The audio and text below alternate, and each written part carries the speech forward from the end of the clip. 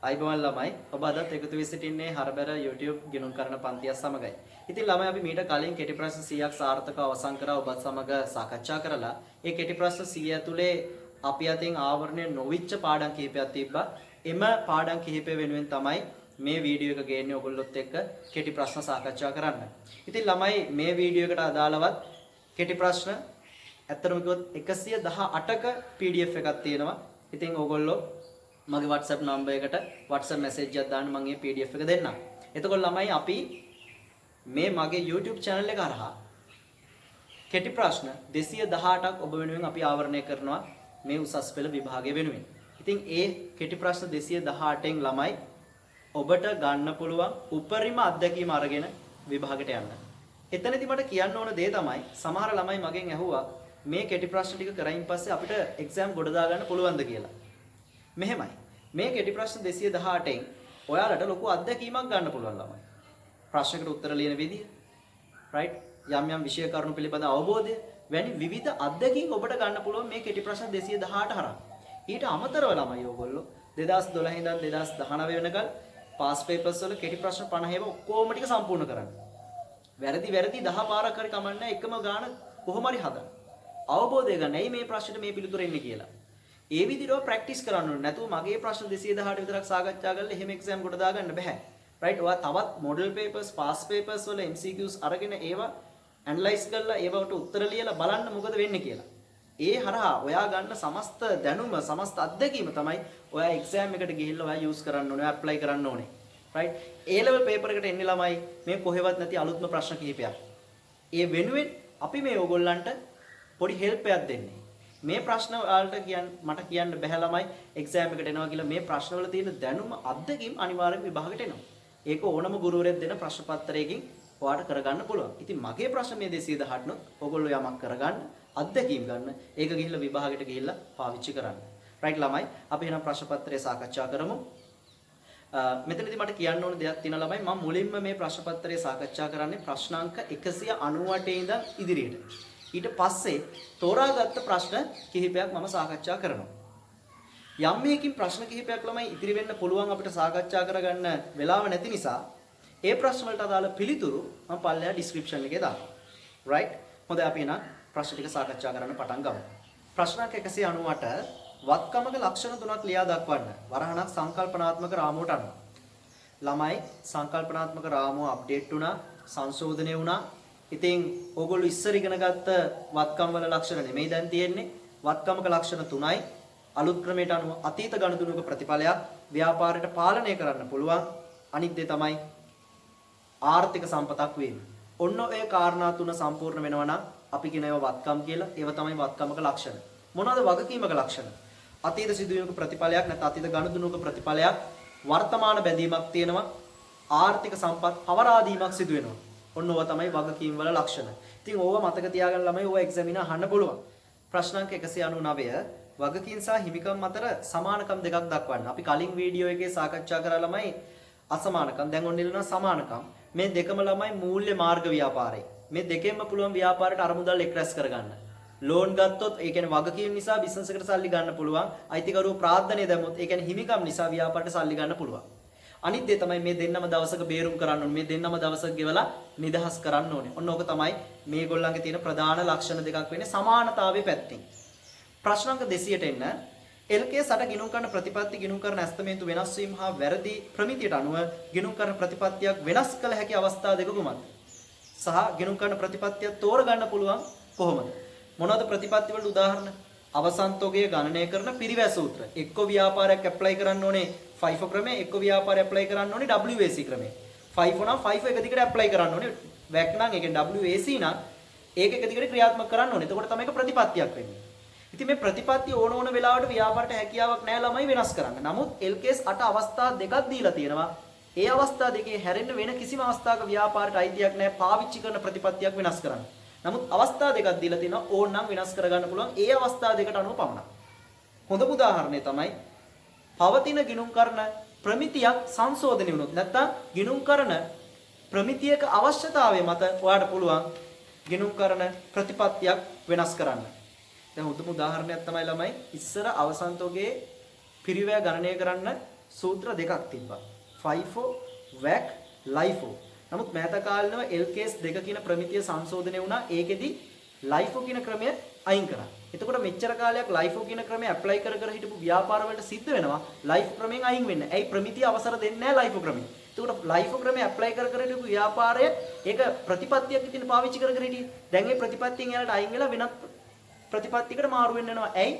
ගිණුම් කරන ප්‍රමිතියක අවශ්‍යතාවය නිසා. ගිණුම් කරන ප්‍රමිතියක සංශෝධන නිසා. පැහැදිලිද?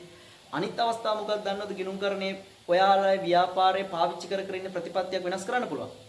අනිත් අවස්ථාව තමයි ඇත්තටම කිව්වොත් පවතින ගිණුම් කරන ප්‍රතිපත්තියට වඩා අලුත් ප්‍රතිපත්තියකට ගියොත් මූල්‍යකාරී සාධනය මූල්‍ය ප්‍රතිඵලය සම්බන්ධයෙන් වඩාත් විශ්වාසනීය තොරතුරු ඇල්මක් දක්වන පාර්ශ්වයන්ට දෙන්න පුළුවන් නම් එවැනි වෙලාවක ව්‍යාපාරයට පුළුවන් පරණ ප්‍රතිපත්තියෙන් අලුත් ප්‍රතිපත්තියට මාරු වෙන්න. කොයි වගේ වෙලාවකද? වඩාත් විශ්වාසනීය තොරතුරු මූල්‍ය තත්ත්වයේ මූල්‍ය කාර්ය සාධනය පිළිබඳ වඩාත් විශ්වාසනීය තොරතුරු ඇල්මක් දක්වන පාර්ශ්වයන්ට දෙන්න පුළුවන් නම් පරණ ප්‍රතිපත්තියෙන් අලුත් ප්‍රතිපත්තියට මාරු වෙන්න පුළුවන්. ඔන්න ඔය අවස්ථා දෙක තමයි ඔයාලට දෙන්නේ chance එකක් LKS 8 ව්‍යාපාරේ භාවිතා කර කර ඉන්න ප්‍රතිපත්ති වෙනස් කරන්න. ඊට පස්සේ අහනවා යා එහෙමම ගිණුම් කරන ප්‍රතිපත්තිය තෝරගන්න පුළුවන් කොහොමද? ළමයි ගිණුම් කරන ප්‍රතිපත් තෝරගන්නේ මෙහෙමයි. ඒකත් අපිට පුළුවන් ප්‍රතිපත්තිය තෝරගන්න ගිණුම් කරන ප්‍රමිතියක් පදනම් කරගෙන.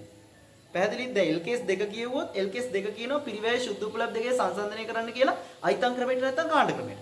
ඔය අයිතම් ක්‍රමය තෝරගන්න පුළුවන් නැත්නම් ඔයාලට කාණ්ඩ ක්‍රමය තෝරගන්න පුළුවන් ඒ ගිණුම් කරන ප්‍රමිතිය පදනම් කරගෙන. ඒක ක්‍රමයක්. මොකද්ද එක ක්‍රමයක් කියන්නේ? මොකද්ද පළවෙනි ක්‍රමය වෙන්නේ ගිණුම් කරන්නේ ඔයාට ප්‍රතිපත්තිය තෝරගන්න ගිණුම් කරන ප්‍රමිතියක් බලාගෙන. අනිත් ක්‍රමවේදය තමයි කළමනාකරුවන්ගේ අභිමතය පරිදි පුළුවන් ව්‍යාපාරයට ගිණුම් කරන ප්‍රතිපත්තියක් තෝරා ගන්න. ප්‍රශ්න අංක 200කට එන්න 2023 දිනෙන් අවසන් වර්ෂයට ලෙවින් පොදු සමාගමේ වටිනාකම් කීපයක් දීලා විකුණුම් දීලා සේවා ආදායම් දීලා මෙහෙයුම් ගෙවීම් දීලා විකුණුම් පිරිවැය දීලා සේවා වියදම් දීලා ඔය ඇවිල්ලා ගිණුම්ගත වෙච්ච වටිනාකම් වෙන්න පුළුවන් ශේෂ පරීක්ෂුමේ අතිරේක තොරතුරු දීලා ප්‍රවර්තන වශයෙන් ඉඩම් ප්‍රත්‍යාගන්න 1,50,000ක ලාභ ලබලා පෙර වසරේ ප්‍රත්‍යාගන්නෙන් 50,000ක පාල යාමක් සිද්ධ වෙලා. ඒ කියන්නේ පෙර වසරේ ප්‍රත්‍යාගන අලාභනේ. මේ වසරේ ප්‍රත්‍යාගන ලාභ. ගාණි කියනවා ඊළඟට 2019-12-31 දින රුපියල් 1,50,000ක භාණ්ඩ අලෙවි කෙරුව අතර මෙහි තුළ ලාභය පිරිවත 50%යි. අලෙවි කළ දිනේ සිට වසරක සේවා සැපීමක් සිදු කරන අතර 2019-12-31 දින සියලු මුදල් ඔක්කොම හම්බුණා. මේ ගිවිසුමේ යගේ රුපියල් 2,10,000යි. මේක ගිවිසුමක්. ගිවිසුමක් කිව්ව ගමන් ඔළුවට එන්න ඕනේ SLFRS 15. මොකද ඒක අපි කතා කරන්නේ ගිවිසුම් තුලින් පැන නගින අය බාරය අපි සාකච්ඡා කරන්නේ. පැහැදිලි? මේ නිසි පරිදි ගිණුම්ගත වෙලා නැහැලු. මේකේ සේවා වියදම ශුන්‍යයිලු. right. SLFRS 15 කියන්නේ මොකද්ද ළමයි? SLFRS 15 දී අපි කතා කරන්නේ ඇග්‍රීමන්ට් එකක් කරා සිද්ධ වෙන විකිණීම්. සේවා සැපීම් ගැන අපි කතා කරන්නේ. ඇග්‍රීමන්ට් එකක් කරා ගිවිසුමක් කරා සිද්ධ වෙන විකිණීමක් සේවා සැපීමක් ගැන අපි කතා කරන්නේ. විකුණුම් සේවා සැපීම් ගැන සරලවම කිව්වොත් ඒ වෙවිලා වෙළඳ ගිවිසුම් තුලින් පැන නගින අයභාරය. වෙළඳ ගිවිසුම් තුලින් පැන නගින අයභාරය. right? කොහොම හරි වේවා SLFRS 15 දී කියනවා ඒ ඇග්‍රීමන්ට් එකෙන් ව්‍යාපාරයේ කස්ටමර්ට දෙන්න පොරොන්දු වෙච්ච දේවල් ටිකක් තියෙනවනේ. ඒවට අපි කියනවා කාර්ය සාධන බැදීම් කියලා. දැන් මේ දෙවෙනි කතාව ඇග්‍රීමන්ට් එකක්නේ. ඒ ඇග්‍රීමන්ට් එකට අනුව ඔයාලට තේරෙනා නේද? භාණ්ඩයක් විකුණනවා වගේම වසරක සේවා සැපීමක් ව්‍යාපාරය කරනවා නේද ඒ කස්ටමර්ට? එහෙනම් ඒගොල්ලෝ මේ ඇග්‍රීමන්ට් එකෙන් කස්ටමර්ට පොරොන්දු වෙලා තිනවා. මේ ලෙවින් පොදු සමාගම කස්ටමර්ට පොරොන්දු වෙලා තිනවා මේ ඇග්‍රීමන්ට් එකෙන් වසරක සේවා කාලයක් සපයන්නත් භාණ්ඩයක් අලෙවි කරන්නත්. ඒ සමස්ත ඇග්‍රීමන්ට් එකේ වටිනාකම කීයද? 2,10,000යි. ඒකෙන් භාණ්ඩ කීයක් වටිනවා කියලා එයාලා කියනවද? ඇයි වික්ක කියලා කියනවා කෙලින්ම කස්ටමර්ට කීයටද? 1,50,000ට. එහෙනම් ඉතුරු 60,000 කියන්නේ කීයද? මොකද්ද? ඉතුරු 60,000 කියන්නේ වසරක සේවා සැපීම වෙනුවෙන් ව්‍යාපාරයේ ලෙවින් පොදු සමාගමට කස්ටමර්ගෙන් අය කරන මුදල. දැන් තේරුණානේ? 2,10,000යි සමස්ත ගිවිසුම 1,50,000ට භාණ්ඩය අලෙවි කරන්නේ. එහෙනම් 60,000 කියන්නේ අර වසරක සේවා සැපීම වෙනුවෙන් ව්‍යාපාරය අය කරන මුදල. එම සේවා සැපීමට ව්‍යාපාරයට යන කොස්ට් එක ශුන්‍යයි. පිරිවැය ශුන්‍යයි කියලා පල්ලෙහා කියනවා. පැහැදිලිද? අර විකුණන භාණ්ඩේ ලාභය පිරිවැමත 50%යි කියලාත් කියනවා. තේරුණාද ඒක ළමයි? ප්‍රශ්නයක් නැහැනේ ෂුවර්නේ. right. ඉතින් ඔන්න අපි ගාන පැහැදිලි කරගත්තා. ඔයාගෙන් මුලින්ම අහන්නේ අයභාරයේ වටිනාකම. මුලින්ම මෙන්න මේ concept එක පොඩ්ඩක් ඉගෙන ගන්න ඕනි ළමයි. මුළු ආදායම කියන්නේ අයභාරය දන ලාභය. ලාභ කියන්නේ ප්‍රත්‍යාගන් ලාභ ඉවත් කිරීමේ ලාභ. අයභාර කියලා කියන්නේ සාමාන්‍යයෙන් අපි කියනවා විකුණුම්, සේවා ආදායම්, පොලී ආදායම්, කුලී ආදායම් වැනි ඔක්කොම ආදායම් වර්ග. මෙතෙන්ට එන ලාභ දෙක අර අනිකුත් ඕනම ආදායම්. මුළු වියදම් කිව්වහම අලාභ කියන්නේ ප්‍රත්‍යාගන්න අලාභ, ඉවත් කිරීමේ අලාභ, සාමාන්‍ය වියදම් කියන්නේ විකුණුම් පිරිවැය විශේෂයෙන්ම. ඒ වගේම විදුලි වියදම්, දුරකථන වියදම්, සේවා වියදම් ඒ දේවල්. මේ මුළු ආදායමෙන් මුළු වියදම අඩු කරපුවාම එන්නේ මතක තියාගන්න මුළු විස්තීර්ණ ආදායම. හරි? මුළු විස්තීර්ණ ආදායම. නෝමලි ආදායමෙන් වියදම අඩු කරොත් එන්නේ ලාභේ. මේ ඇවිල්ලා මුළු ආදායමනේ. මුළු වියදමනේ. මුළු ආදායමෙන් මුළු වියදම අඩු කරපුවාම එන්නේ අර ඔයාගේ සමාගම් පාඩමේ අන්තිම උත්තරේ. ඒ කියන්නේ මුළු විස්තීර්ණ ආදායම වෙන්නේ කියන එක මතක තියාගන්න. right. ඔයාගෙන් අහන්නේ දැන් එක්සැමින මොකද්ද? මෙන්න මෙයා අයභාරය. ඒ කියන්නේ අර ප්‍රත්‍යාගන් ලාභ ඉවත් කිරීමේ ලාභ නැතුව එන අයභාරය. ඒ කියන්නේ විකුණුම්, පොලී ආදායම්, කුලී ආදායම්, සේවා ආදායම්. clear? right. ඉතින් මේ ගානේ පොලී කුලී ආදායම් තිබ්බේ නැහනේ. විකුණුම් ආදායම් තිබ්බ, සේවා ආදායම් තිබ්බ. පැහැදිලිද? ඒ ටික හොයාගත්තා නම් හරි. හරි. දැනටමත් උඩ ගිණුම්ගත වෙච්ච විකුණුම් කීයක් තියෙනවද බණ කියන්නේ? ගිණුම්ගත වෙච්ච විකුණුම් 500යි.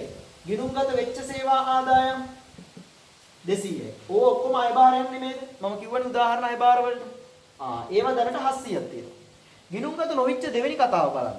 SLFRS 15 හරහා එනවා ඇග්‍රීමන්ට් එකේ කතාවක් නේ. එතනත් විකිණීමක්, සේවා සැපීමක් සිද්ධ වෙන්නේ නැද්ද? ඒකිනුත් එන ප්‍රමාණය අපි මෙතනට ගන්නවා. ඒ ගනුදෙනු අපි දැන් ගිණුම්ගත කරලා බලමු. දෙවෙනි කතාවට එන්න ආපහු.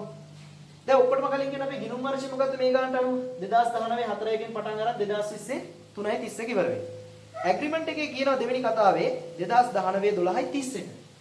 මාස 3කට කලින් 2019 12යි 31 මෙන්න මෙදා 1,50,000කට භාණ්ඩ අලෙවි කරලා. ඒක විකුණුම් නේද? right. ඒකේ ලාභය පිරිවෙ මත 50%ලු. අලෙවි කළ දිනේ සිට මෙන්න මෙදා ඉඳන් වර්ෂයක් යන පුරා වසරක සේවා සැපීමක් සිද්ධ කරනවා. right. මෙතන ඉඳන් වසරක් පුරා සේවා සැපීමක් සිද්ධ කරනවා. ඔයා දන්නව නේද මේ වසරක සේවා කාලය වෙනුවෙන් මේ ව්‍යාපාරය අය කරන්නේ නැද්ද 60000 අපි කලින් හොයාගත්තනේ. ඇග්‍රීමන්ට් එකේ සමස්තකය කිව්ව 2,10,000යි. ඒකෙන් භාණ්ඩය වටිනවා කිව්ව 150ක්. එහෙනම් ඉතුරු 60000 වෙන්නේ right අර වසරක සේවා සැපීම. වසරක සේවා සැපීම වෙනුවෙන් ව්‍යාපාර රුපියල් 60000ක් අය කරනවා. භාණ්ඩය අලෙවි කරනවා මෙදාට 1,50,000. ළමයි SLFRS 15 මේ වටිනාකම් අයභාරයක් විදියට නැත්නම් ආදායමක් විදියට ගිණුම්ගත කරන්න කියන්නේ කොහොමද? මතකද කිව්ව විදිය? ඔයාලට මතකද SLFRS 15 පියවර පහක් තියෙනවා. ඒ පියවර පහේ අන්තිම පියවරේ කියන්නේ මොකද්ද? කාර්ය සාධන බැදීම් තෘප්තිමත් වුනහම ඔයා ඒක අයභාරයක් ආදායමක් නැත්නම් අයභාරයක් නැත්නම් ආදායමක් විදියට ගිණුම්ගත කරන්න ඕනේ කියලා කියනවා. කාර්ය සාධන බැදීම් තෘප්තිමත් වුනහම. right? ඒ කියන්නේ දැනට විකුණුම් 500යිනේ. මේ 150ක් විකුණුම් කියලා ගන්න නම් එම කාර්ය සාධන බැදීම තෘප්තිමත් වෙන්න ඕනේ. මේ 60ත් මේ සේවා ආදායමට දැනට තියෙන බිස්නස් එකේ සේවා ආදායමට මේ 60ත් එකතු කර ගන්න නම් එම 60ත් කියන කාර්ය සාධන බැදීම තෘප්තිමත් වෙන්න ඕනේ. මොකද්ද මේ කාර්ය සාධන බැදීම කියන්නේ? මෙහෙමයි. ළමයි කාර්ය සාධන බැදීම කියන්නේ මම කලිනුත් කිව්ව ඔයගොල්ලන්ට ඇග්‍රීමන්ට් එකකින් කස්ටමර්ට දෙන්න පොරොන්දු වෙච්ච දේවල්. මේ ඇග්‍රීමන්ට් එකෙන් කස්ටමර්ට පොරොන්දු වෙලා තියෙනවා දෙන්න ලෙවින් පොදු සමාගම මොකද්ද? 150කට භාණ්ඩයක් විකුණන්නත් රුපියල් 60000කට සේවාවක් සපයන්නත් වර්ෂයක් පුරා. තේරුණා නේද? මේ වැඩ දෙකට අපි කියන්නේ මොකද්ද? කාර්ය සාධන බැදීම. එම කාර්ය සාධන බැදීම තෘප්තිමත් වෙන මොහොතේ බිස්නස් එකට පුළුවන් දැනට තියෙන විකුණුම් වලට මේ 150 එකතු කරන් දැනට තියෙන සේවා ආදායමට මේ 60 එකතු කරගන්න. තේරුණාද? දැන් මොකද්ද මේ තෘප්තිමත් වෙනවා කියලා කියන්නේ? ළමයි භාණ්ඩයක් දෙන්න පොරොන්දු වෙලා තියෙනවා නම් ඇග්‍රීමන්ට් එකෙන් ඒක කාර්ය සාධන බැදීමක් නේ. ඒ භාණ්ඩය ලබා දෙනවා කියන කාර්ය සාධන බැදීම තෘප්තිමත් වෙනවා කියලා කියන්නේ ඒ භාණ්ඩේ කන්ට්‍රෝල් එක මාරු වෙන දවස. ළමයි මෙදා නේද භාණ්ඩේ විකුණනවා කියලා කියන්නේ ඇග්‍රීමන්ට් එකට අනුව. මෙදා භාණ්ඩේ ලෙවින් පොදු සමාගම ඒ කස්ටමර්ට වික්කයින් පස්සේ ව්‍යාපාරයෙන් කස්ටමර්ට භාණ්ඩය යනවා. එතකොට ඒ බිස්නස් එකෙන් ඒ බිස්නස් එකෙන් ඒ පාරිභෝගිකයට භාණ්ඩය යනවා කියලා කියන්නේ. කස්ටමර්ට භාණ්ඩය යනවා කියලා කියන්නේ භාණ්ඩේ කන්ට්‍රෝල් එක මේ ලෙවින් පොදු සමාගමෙන් ඒ කස්ටමර්ට යනවා. කවද්ද කන්ට්‍රෝල් එක මාරු වෙන්නේ? පාලනය මාරු වෙන්නේ මෙදා. මතක තියාගන්න භාණ්ඩයක් නම් SLFRS 15 කියනවා කාර්ය සාධන බැදීම තෘප්තිමත් වෙන්නේ එම භාණ්ඩේ පාලනය මාරු වෙන දවසේ. ඒ කියන්නේ විකුණන දවස අරලොම් කිව්වොත්. පැහැදිලිද මං කියන එක? එහෙනම් මෙදාට දැන්ටමත් දැන් මේක මෙදා වික්කනේ. ඔයා ඉන්න වර්ෂයේ නේද මේ ඉන්න වර්ෂයේ මෙදා මේක වික්ක කියන්නේ මෙදා කන්ට්‍රෝල් එක මාරු වෙන්නේ නැද්ද? පුළුවන්. කාර්ය සාධන බැදීම තෘප්තිමත් වුණා. එහෙනම් මේ 150 අපිට විකුණුම් කියලා ගිණුම්ගත කරන්න මේ වර්ෂයේ පුළුවන්. සේවාවක් නම් කාර්ය සාධන බැදීම තෘප්තිමත් වෙන්නේ කොහොමද? දැන් මෙදා ඉඳන් වසරකට සේවා සැපීම සිද්ධ කරන්නේ. එතකොට මේ රුපියල් 60 සේවා ආදායම් වලට එකතු කරගන්න නම් මේ රුපියල් 60 සේවා සැපීමත් කියන කාර්ය සාධන බැදීම තෘප්තිමත් වෙන්න ඕනේ. ඒක තෘප්තිමත් වෙනවා කියන්නේ මොකක්ද දන්නවද? ඔයා මේ සේවාව සපය අවසන් කරන්න ඕනේ. ඉන්න කාල සීමාව තුල. ඉන්න කාල සීමාව තුල ඔයා සේවාවෙන් සපය අවසන් ප්‍රමාණය පමණයි ඔයාට ආදායමක් විදියට ඒ අගේ හඳුනා ගන්න දෙන්නේ. ඒ මොහොතේ තමයි අපි කියන්නේ මේ කාර්ය සාධන බැදීම තෘප්තිමත් වෙනවා කියලා. ඒ කියන්නේ ළමයිනේ මෙදා ඉඳන් මේ කාලය වෙනකල් වසරක සේවා කාලයක් මේ ව්‍යාපාරය අර කස්ටමර්ට දෙන්න පොරොන්දු වෙලා තියෙනවනේ. එතනදී ඔයාගේ කිනුම් වර්ෂෙ මෙතනින් ඉවරයිනේ මේ ඉන්න වර්ෂේ. එතකොට මෙන්න මේ ප්‍රමාණය කියන සේවා කාලය පමණයි දැන්ටමත් ඕගොල්ලෝ අවසන් කරලා තියෙන්නේ. පැහැදිලි නේද? මේක හරි සරලයි. එතකොට මෙතන ඉඳන් මෙතනට මාස 3යි නේද? 60 කියන්නේ වර්ෂයකටම අදාළ මිලක්නේ ව්‍යාපාරයේ කස්ටමර්ගෙන් අය කරන. එතකොට 60ම ඔයාට සේවා ආදායමට එකතු කරන්න දෙනවද? නැහැ. ඇයි ඒ? කාර්ය සාධන බැඳීම කියලා තෘප්තිමත් වෙන්න මෙතනදී යම් ප්‍රමාණයක් යම් කාල සීමාවකට පමණයි. රයිට්? මාස 3කට පමණයි. මේ කාල සීමාව තාම තෘප්තිමත් උන්නේ නැහැ. ඒ කියන්නේ අවසන් නැහැනේ සේවා සපයල මේ ටික. මේ ප්‍රමාණය පමණයි සේවා සපය අවසන් වෙලා තියෙන්නේ. එතකොට මේ කාල සීමාව පමණයි කාර්ය සාධන බැඳීම සේවා සැපීම සම්බන්ධයෙන් තෘප්තිමත් වෙලා තියෙන්නේ. ඒ ටිකට විතරක් අදාළ වටිනාකම ගන්න. 60 කියන්නේ වර්ෂයකට එනම් 12න් බෙදන්න මාස 3කට අපිට අදාළ වෙන්නේ එහෙනම් රුපියල් 15. එහෙනම් මේ 60න් අපිට අයිති වෙන්නේ කීයද ළමයි? 15යි. රයිට්? එහෙනම් දැන් ඔයාලට හොයාගන්න බැයිද ඔයාගේ අයභාරයගේ 500 600 650යි 215යි. රයිට්? 865යි 8,65,000යි අයභාරය. තව මේකට ලද වට්ටම් පොලි කුලියා දැන් තිබ්බොත් ඒවත් එකතු කරන්න පුළුවන්. ඉතින් ඒවා තිබ්බේ නැහැ හුදෙක්. එහෙනම් මේ වටිනාකම් දෙක තමයි හුදෙක් අයභාරය වෙන්නේ. පැහැදිලිද මම කියන එක? එහෙනම් අයභාරයගේ අපි හොයාගත්තා. ඒකේ ප්‍රශ්නාංක දෙකට එන්න මුළු ආදායමයි මුළු වියදමයි ඉල්ලන වර්ෂය. මුළු ආදායම කියන්නේ මෙයන් ඒකෙන් අයභාරය හොයාගෙන ඉවරනේ. ලාභ කියන්නේ ප්‍රත්‍යාගන් ලාභ ඉවත් කිරීමේ ලාභ. මේ වර්ෂේ ඉවත් කිරීමේ ලාභ නැහැනේ. ප්‍රත්‍යාගන් ලාභයක් තිබ්බ කීයකද? 150ක. ඒක අර පෙර වර්ෂයත් එක්ක මොකුත් හිතන්න යන්න එපා. සමස්ත සම්පූර්ණ ප්‍රත්‍යාගන් ලාභය මෙතනට ගේන්න. රයිට්? 100 කීයද? 50යි. රයිට්? හරි. එතකොට මෙතනින් එන උත්තරේ 1015ක් කියලාට උත්තරේ. එතකොට යා හරි. ඊළඟට මුළු වියදමත් වාගෙන් ඉල්ලනවා ළමයි. ප්‍රත්‍යාගන් අලාභ මේ වර්ෂේ තිබ්බේ නැහැනේ. ගිය වර්ෂේ තිබ්බේ. ඒක අපිට වැඩක් නැහැ.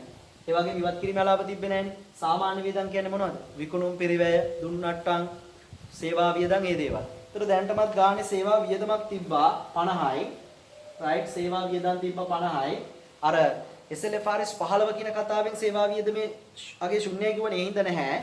විකුණුම් පිරිවැය දැනටමත් තියෙනවා ගිණුම්ගත වෙච්ච ඒවායින් 150ක්. රයිට්? තව විකුණුම් පිරිවැයක් මෙතනට එන්න ඕනේ. අර SLFRS 15 මතකද භාණ්ඩයේ වික් 150ට එයා කිව්වා ලාභයේ ඒක ඇතුලේ තියෙනවලු 150ක්. එහෙනම් ඔයා 150ෙන් බෙදලා වැඩි කරන්න 100ෙන්. එතකොට ඔයාලට ගන්න පුළුවන් විකුණුම් පිරිවැය. ඒ එන්නේ 100යි ළමයිනේ. රයිට්? 150කට භාණ්ඩේ වික්කා. රයිට්? ලාභය ඒක ඇතුලේ 150ක් තියෙනවලු. එහෙනම් 150ෙන් බෙදලා වැඩි කරන්න 100ෙන්. එතකොට ඔයාලට එනවා ඒ 1,50,000ට වික්ක භාණ්ඩවල පිරිවැය රුපියල් ලක්ෂයයි. ඒකත් විකුණුම් පිරිවැයක්. අලාභයක මුකුත් තිබ්බේ නැහැ. එහෙනම් 250යි 300යි ව්‍යාපාරයේ මුළු වියදම ලක්ෂ 3යි. ක්ලියර්? ඊළඟට අහනවා තුන්වෙනි ප්‍රශ්නේ මුළු විස්තීර්ණ ආදායම මම කිව්වා මුළු ආදායමෙන් අඩු කරන්න මුළු වියදම. එතකොට ඔයාලට මේ මුළු විස්තීර්ණ ආදායම 715යි. ඒ කියන්නේ 7,15,000. ඊළඟට වාගෙන් අහනවා කාලච්ඡේදේ ලාභය. හරි ලේසි. ඔයාලට මතකයි නේද ළමයිනේ මේ මුළු විස්තීර්ණ ආදායම හොයන විදිහ අනික් ක්‍රමය? කාලච්ඡේදේ ලාභයට එකතු කරා මොනවද? වෙනත් විස්තීර්ණ ආදායම් සමාගම් මතක් කරගන්න සමාගම් ආකෘතිය. ආදාය ප්‍රකාශය ඒකේ කාලච්ඡේදේ ලාභය දන වෙනත් විස්තීර්ණ ආදායම් සමානයි මුළු විස්තීර්ණ ආදායම්. මුළු විස්තීර්ණ ආදායම් 715යි. මෙයා අපෙන් ඉල්ලන්නේ වෙනත් විස්තීර්ණ ආදායම් ටික හොයාගන්න. ඔයාලට මතකයි නේද මේ වර්ෂයේ වෙනත් විස්තීර්ණ ආදායමට කොහොමද යන්නේ කියලා? මේ වර්ෂයේ ප්‍රත්‍යාගන් ලාභය ඉඩම් වලින් කීයද? 150යි. එමෙ ඉඩම් පෙර වසරේ ප්‍රත්‍යාගන් මේකට අලාභ දීප 50000. හරි? මේ වසරේ ලාභය 1,50,000යි. පෙර වසරේ ප්‍රත්‍යාගන්නේ අලාභය 50000යි. මේ වසරේ ලාභයෙන් ප්‍රථමයෙන් අපි කරන්න ඕනේ පෙර වසරේ අලාභය කපන්න ඕනේ. ඉතිරි ලක්ෂය පමණයි වෙනත් විස්තීර්ණ ආදායම් වලට අපි සමාගම් වල දැම්මේ. මතක ඇතිනේ? රයිට්? එහෙනම් මෙතෙන් වෙන්නේ 615යි. ඒ කියන්නේ 6,15,000යි කාලච්ඡේදේ ලාභය වෙන්නේ. අංක 202ට එන්න. එක්තරා ව්‍යාපාරයක 2012යි 31 දිනට පහත ශේෂ තිබ්බලු. බෙදා හැරීම් පරිපාලන මූල්‍ය බැංකු ණය විකුණුම් පිරිවැය කිලෝවාට දීලා තියෙන ළමයි හොයලා කෙසේ වෙතත් මෙම ශේෂ ගණනය කළ පසු පහ සඳහන් දැස් සොයාගෙන ඔයාගෙන් අහන්නේ සංශෝධිත බෙදා හැරීම් හා පරිපාලන වේදම් සංශෝධිත මූල්‍ය වේදම් හා විකුණුම් පිරිවැය වේදම්. ඒ නිසා ළමයි මම දැනට වැරදි ශේෂයන් ටික ලියාගත්තේ එක එක්කෙනාගේ ළමයි. අපි මේවට එකතු කිරීම කරලා මේවෙන් යම් දේවල් අඩු කරලා අපි සංශෝධිත අගයන් ටික අපි හොයාගමු. සංශෝධිත වටිනාකම් ටික අපි හොයාගමු. right? පළවෙනි වැරද්ද කියවන්න 250ක ගැණුම් ඉන්නෝ 20ක් ගිණුම්ගත වෙලා නැහැ. ළමයි ගැණුම් ඉන්නෝ 20ක් ගිණුම්ගත වෙලා නැත්නම් ඔයාලට තේරෙනවා ගැණුම් වැරදිනවා. ගැණුම් වර්ධිනවා කියන්නේ විකුණුම් පිරිව වර්ධිනවා. ඇයි ආරම්භක තොග දන ගැණුම් ඍණ අවසන් තොග විකුණුම් පිරිව වෙන විදිහ. එහෙනම් ඔයාගේ ගැණුම් වැරදිලා දැන් තියෙන්නේ. ඒ කියන්නේ විකුණුම් පිරිව වැරදිලා තියෙන්නේ. මොකද විකුණුම් පිරිවෙදි ගැණුම් ගන්නවනේ. එහෙනම් ඔයා දන්නවා සාමාන්‍යයෙන් ගැණුම් නිසා විකුණුම් පිරිව වැඩි වෙනවනේ.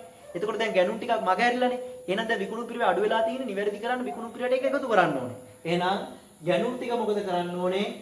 right 250 විකුණුම් පිරිවට එකතු කරන්නයි ඕනේ. ඊට පස්සේ කියනවා 100ක වෙළඳ ලැබියුද්දා මත හානි කරන ලාභ පරිපාලන වියදම් තුල ඇතුළත් කරලා. වැඩේ වැරදි හානි කරන අලාභ අනිවාර්යෙන්ම අපි බෙදා හැරීම් වලට තමයි ගේන්න ඕනේ. බොල් ණය. ඒක පරිපාලන වල ඇතුළත් කරලා නම් පරිපාලන වලින් අයින් කරන්න ඕනේ. හැබැයි කියනවා තව කෙසේ වෙතත් හානි කරන ලාභ කපා හැරීම් යලි ලැබිලලු 30ක් ඒක වෙනත් ආදායම් වල දාලලු. බොල් ණය කපා හරපු දේවල් හානි කරන ලාභ කියලා කපා හරපු දේවල් යලි ලැබුණොත් දැනට තියෙන බොල් ණයෙන් දැනට තියෙන හානි කරන ලාභ වලින් ඒක අඩු කරන්න ඕනේ.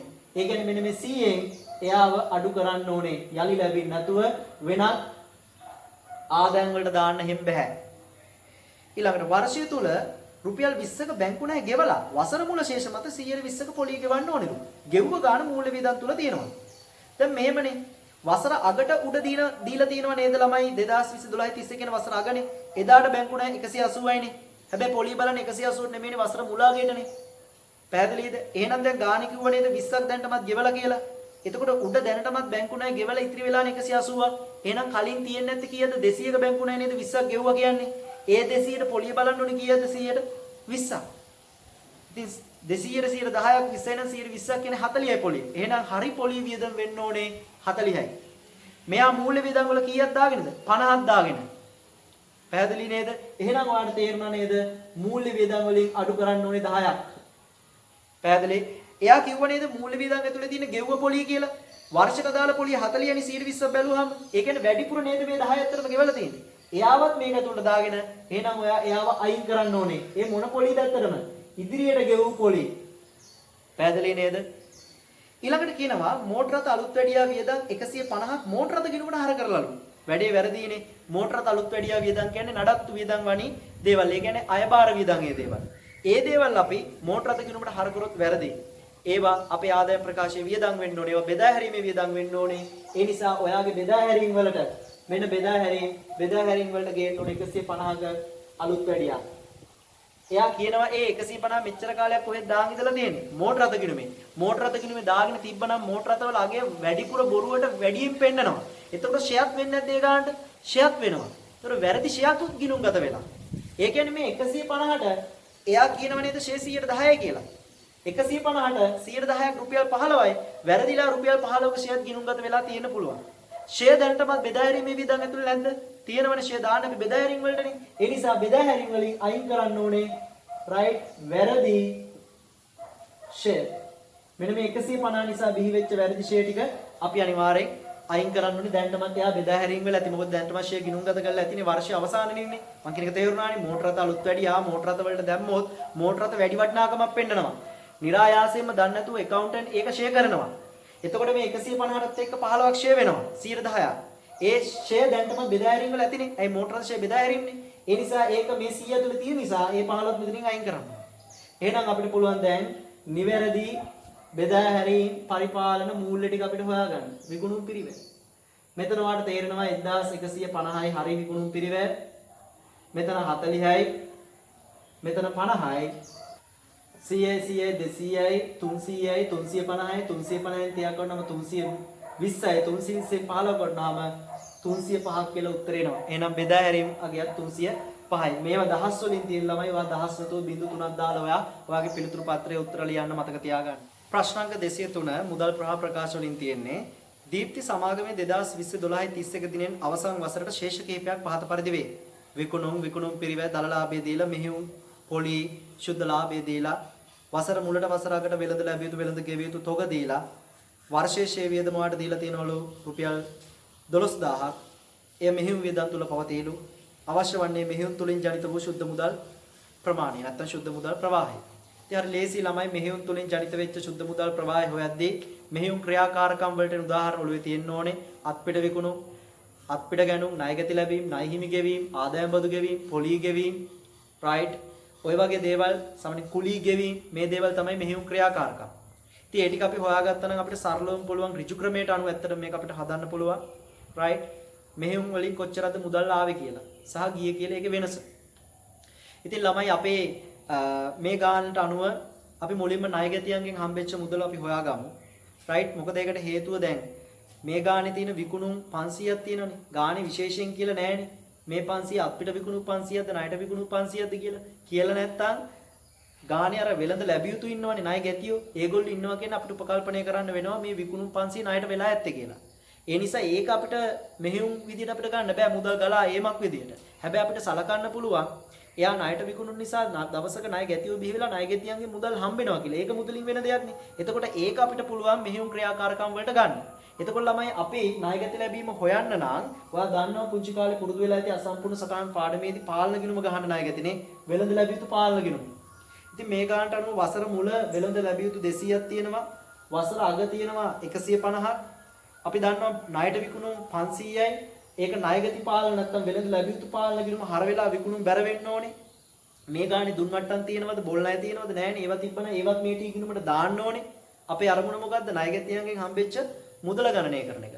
මුදල් හරනේ ණයගතියන්ගෙන් සල්ලි හම්බුණාම ණයගති පාලන නැත්නම් වෙළඳ ලැබිය යුතු පාලන ගිණුම් බැර. ඒ නිසා මම බොක්ස් එක දාගත්ත බැර පැත්තට. දැන් මේක බැලන්ස් කරලා බලන්න කීයක්ද මේ බොක්ස් එකට එන්නේ කියලා. මෙතන 700යි. එහෙනම් මෙතනින් එන 150ට කීයක් එකතු වුණාමද 700 වෙන්නේ? right 550යි. තේරුණානේ? right. එහෙනම් අපිට තේරෙනවා right ණයගැති ලැබීමක් තියෙනවා 550ක්. එයා මෙහෙයුම් ක්‍රියාකාරකම් කියලා දන්නවනේ. ඊළඟට අපි ණය හිමියන්ට ගෙව්ව ගාන අපි හොයාගමු. ඉතින් ණය හිමියන්ට ගෙව්ව ගාන හොයද්දී අපි වෙළඳ ගෙවිය යුතු පාලන ගිණුම අපි ගහන්න ඕනේ. ඉතින් වෙළඳ ගෙවිය යුතු පාලන ගිණුම ගහද්දී ණය හිමි පාලන ගිණුමනේ. වසර මුල ණය හිමියු නැත්තම් වෙළඳ ගෙවිය යුතු කීයක් තියෙනවද? 100ක් තියෙනවා. වසර අග ගිහිල්ලා බැලුවොත් 110ක් තියෙනවා. අපි දන්නවා වෙළඳ ගෙවිය යුතු පාලන ගිණුමට එන්න ඕන ප්‍රධාන කෙනෙක් තමයි ණයට ගැනුම්. එයා ගිණුම්ගත වෙන්නේ ගැනුම් හර ණය හිමි පාලන බැර. මෙන්න මම ගැනුම් ටික ණය හිමි පාලන නැත්තම් වෙළඳ ගෙවිය යුතු පාලන වල බැර කරා. ඔයා හයි කොහොමද මේ 180 ගත්තේ කියලා.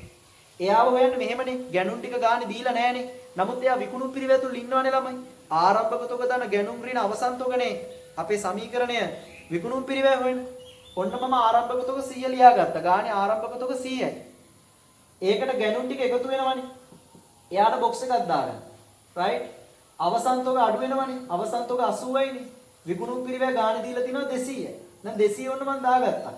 දැන් මේ අවසන් තොග 80ක් අඩු වෙලා නම් මේ 200 ඉන්නේ මෙතන තියෙන්නේ 280යි. මේ 280 වෙන්නේ ආරම්භක තොගේට මේ ගැනුම් ටික එකතු වෙලා නම් ගැනුම් වෙන්න ඕනේ අනිවාර්යෙන් 180යි. එහෙනම් ගැනුම් ටික අපි හොයාගත්ත 180යි. අපි උපකල්පනය කරමු විශේෂයෙන් කියලා නැති නිසා මේ ගැනුම් ණයට ගැනුම් කියලා. ණයට ගැනුම් මෙහෙයුම් ක්‍රියාකාරකම් වලට ගන්න බෑ. හැබැයි අපිට ණයට ගැනුම් නිසා වෙච්ච ණය හිමි ගෙවීම අපිට දවසක් ගන්න පුළුවන්. එයාව හොයන්න තමයි අපි වෙළඳ ගෙවිතු පාලන ගිණුම ගැහුවේ. ඔන්න අපි ආව දාගත්ත මෙතනට. මොකද ගැනුම් අර ණය හිමි බැරන් ණයට ගැනුම් නම්. right. තව මේ ටී ගිණුමට එන්න පුළුවන් මොනවද?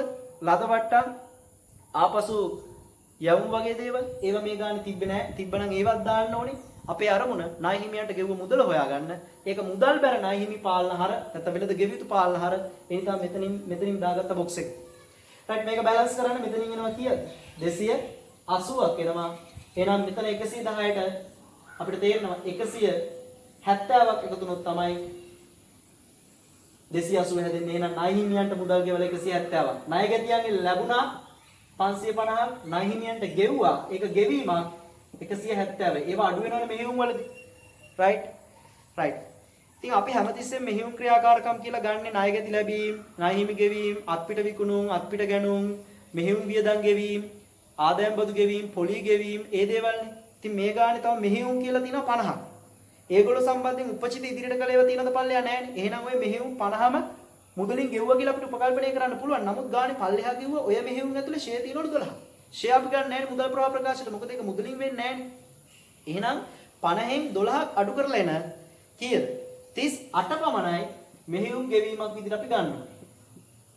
තේරුණා නේද? පොලී තියෙනවා 20ක්. පොලිත් අපි මෙහෙයුම් ක්‍රියාකාරකම් වලට ගත්තේ right? පොලී සම්බන්ධයෙන් උපචිත පොලී ගැන මුකුත් කියන්නේ නැත්නම් ওই 20 මුදලින් ගෙවුවා කියලා අපිට උපකල්පනය කරන්න පුළුවන්. right? ගෙවීමක් නිසා යත් වරහන්. මෙන්න මෙතනින් එන උත්තරේ තමයි එහෙනම් මෙහෙයුම් ක්‍රියාකාරකම් තුලින් ජනිත වූ ශුද්ධ මුදල් ප්‍රවාහය කියලා අපිට ගන්න පුළුවන්. right? අඩු කිරීම ටිකේ එකතුව 228යි, ලැබීම් 550යි, ගෙවීම් 228යි. එහෙනම් අන්තිමට ශුද්ධ වශයෙන් මෙහෙයුම් ටික ඉතිරි වෙනවා 322යි. 3,22,000 කියලා උත්තරේ ලියන්න ඕනේ. ඊළඟට වාගෙන් ඉල්ලනවා කාරක ප්‍රාර්ථනය වෙනස් වීමට පෙර මෙහෙයුම් තුලින් ජනිත වූ මුදල් ප්‍රවාහය. කාරක ප්‍රාර්ථනය වෙනස් වීමට පෙර. ඉතින් වක්‍ර ක්‍රමයේ ඔළුවේ තියෙන්න ඕනේ, right? ඉතින් ඔයාලට මතකයිනේ වක්‍ර ක්‍රමයේදී right ඔයා මුලින්ම ලියාගත්තේ කවවද ළමයිනේ? බදු පෙර ශුද්ධ ලාභ. ඒකට ෂේ වගේ දේවල් එකතු කරලා ඉවත් කිරීමේ අලාභ වගේ දේවල් එකතු කරලා මොනවද අඩු කරේ? පොලි ආදායම්, ආයෝජන ආදායම් වගේ දේවල් අඩු කරලා ඊට පස්සේ ඉවත් කිරීමේ ලාභ වගේ දේවල් තිබ්බොත් ඒවත් අඩු කරලා right අපි ගත්තේ කාර්ය ප්‍රාර්ථනය වෙනස් වීමට පෙර මෙහෙයුම් තුලින් ජනිත මුදල් ප්‍රවාහය. ඉතින් මේ වෙලාවේ ගාණ අපි දන්නවා බදු පෙර ශුද්ධ ලාභයේ ගාණ දීලා තියෙනවා. ශුද්ධ ලාභයේ 230ක් කියලා අපිට ගන්න පුළුවන් 230ක්. ෂේ ටික ගාණ කිව්ව 12යි. සාමාන්‍යයෙන් අපි දන්නවා ෂේ මොකද වෙන්නේ වක්‍ර ක්‍රමයේදී එකතු වෙන ළමයි. ඒක ඔයාගේ ඔළුවේ තියෙන්න ඕනේ. මේ ගාණ ඉවත් කිරීමේ ලාභ අලාභ ණය පොලි ණය පොලි තියෙනවනේ. ණය පොලි කීයක් තියෙනවද? 20යි. right ණය පොලි කීයක් තියෙනවද? 20ක් තියෙනවා. අපි දන්නවා ණය පොලිත් එකතු වෙන්න ඕනේ. right ඒ දැනුම තියෙන්න ඕනේ. ණය පොලිත් මොකද වෙන්න ඕනේ? එකතු වෙන්න ඕනේ 20යි. clear? ඉතින් වක්‍ර ක්‍රමයේදී ගිහිල්ලා බලන්න එකතු කරන්නේ සාමාන්‍ය ෂෙයා පොලි ඉවත් කිරීමේ අලාභ වගේ දේවල්. අඩු කරන්නේ ඉවත් කිරීමේ ලාභ, පොලි ආදායම්, කුලී ආදායම්, ආයෝජන ආදායම් වගේ දේවල්. clear? ඉතින් මේ වෙලාවේ පොලි 20යි, ෂෙයා 12යි ඒ දෙක එකතු කරන්න ඕනේ. අඩු කිරීම මුකුත් නැහැ. එහෙනම් අපිට ගන්න පුළුවන් 262යි 2,62,000ක් විදිහට අපිට ගන්න පුළුවන් ළමයිනේ කාරක ප්‍රාර්ථනය වෙනස් වීමට පෙර මෙහෙයුම් තුලින් ජනිත වූ මුදල් ප්‍රවාහණය කියලා. ප්‍රශ්න අංක 204 මූල්‍ය වාර්තා කරන ගිණුම් කරන ප්‍රමිතාංක 15ට අනුව. ඒ කියන්නේ SLFRS 15ට අනුව භාණ්ඩයක් සම්බන්ධයෙන් හා සේවාවක් සම්බන්ධයෙන් කාර්ය සාධන බැදීම් තෘප්තිමත් වන්නේ කොයි අවස්ථාවේද? මම කලිනුත් කිව්වා right භාණ්ඩයක් නම් ඒ භාණ්ඩේ පාලනය මාරු වුණ අවස්ථාවේ තමයි එම කාර්ය සාධන බැදීම තෘප්තිමත් වෙන්නේ. right ඔයා ලියන්න ඕනේ භාණ්ඩයක් නම් මතක තියාගන්න යම් නිශ්චිත දිනකදී පාලනය මාරු වූ විට සේවාවක් නම් යම් කාල සීමාවකදී සේවාව සපයා අවසන් වූ විට හොඳට ඕක මතක තියාගන්න. පැහැදිලිද? ප්‍රශ්න අංක 205 මූල්‍ය වාර්තා කරන ප්‍රමිතාංක 15ට අනුව ගිවිසුමක තිබිතු නිර්ණායක හතරක් ලියන්න ඕනේ. ඒ කියන්නේ දැන් SLFRS 15ට අනුව ළමයි පළවෙනි පියවර තමයි ගිවිසුම හඳුනා ගැනීමනේ. ඒ ගිවිසුම හඳුනා ගැනීම කියන පියවරේදී අපි බලනවා ගිවිසුමක් ඇතුලේ තියෙන ඕන කාරණා එතනදී. එකක් තමයි ළමයි එතනදී පාර්ශ්වයන් කිහිප දෙනෙක් ඉන්නෝනේ ගිවිසුමේදී. ඒගොල්ලෝ අනිවාර්යයෙන් ගිවිසුම අනුමත කරලා තියෙන්න ඕනේ. හොඳම උදාහරණේ ව්‍යාපාරය සහ පාරිභෝගිකය. ව්‍යාපාරයේ පාරිභෝගික අතර ගිවිසුමක් ඇති වෙද්දී ඒ දෙන්නයි ගිවිසුම අනුමත කරගෙන තියෙන්න ඕනේ. අකමැත්තෙන් ඒ දේ වෙලා තියෙන්න බෑ. ඒ ගිවිසුම අනුමත කරලා තියෙන්න ඕනේ දෙන්න. ඊට අමතරව ඒ දෙන්නම තම තමන්ගේ අයිතීන් මොනවද මේ ගිවිසුමෙන් ඒගොල්ලන්ට ලැබෙන්න තියෙන. ඒ දේවල් පිළිබඳ ඒගොල්ලන්ට හොඳ අවබෝධයක් තියෙන්න ඕනේ. සහ පැහැදිලිව ඒක පේන්න තියෙන්න ඕනේ. අයිතීන් මොනවද? ඒ පාරිභෝගිකයට ව්‍යාපාරිකයට. නැත්නම් සරලවම කිව්වොත් ගිවිසුමට සම්බන්ධ වෙන පාර්ශ්වයන්ට හිමිවන අයිතීන් මොනවද කියලා අදහසක් ඒගොල්ලන්ට තියෙන්න ඕනේ. ඒ වගේම තමයි වාණිජමය හරයක් ඒ ගිවිසුම ඇතුලේ තියෙන්න ඕනේ. වාණිජමය හරයක්. මුදල්මය ගනුදෙනුවක් එතන සිද්ධ වෙන්න ඕනේ. ඊට අමතරව තමයි මේ ගිවිසුමට සම්බන්ධ වෙන පාර්ශ්වයන් අතර අවබෝධයක් තියෙන්න ඕනේ මොනවද මේ ගිවිසුමේ කොන්දේසි. විශේෂයෙන්ම මුදල් අය කර ගැනීම සම්බන්ධයෙන් සහ මුදල් ගෙවීම සම්බන්ධයෙන් කොන්දේසි පිළිබඳ හොඳ අවබෝධයක් සහ හොඳට ඒ කොන්දේසි පිළිබඳ හොඳ පැහැදිලි කිරීමක් මේ ගිවිසුම ඇතුලේ තියෙන්න ඕනේ. ඉතින් ওই දේවල් අපිට ගන්න පුළුවන් ගිවිසුමක තිබිය යුතු නිර්ණායක විදියට. ප්‍රශ්න අංක 206 මේක ළමයි SLFRS 15ට අයිති වෙන්නේ. ගිවිසුම්ගත කාර්ය සාධන බැඳීම් එකක් පවතින විට ගනුදෙනුවේ මිල එම කාර්ය සාධන බැඳීමට අනියුක්ත කළ යුතු අතර කාර්ය සාධන බැඳීම් කිහිපයක් පවතින විට එම මිල කාර්ය සාධන බැඳීම් වලට බෙදීම සිදු කළ යුතුය.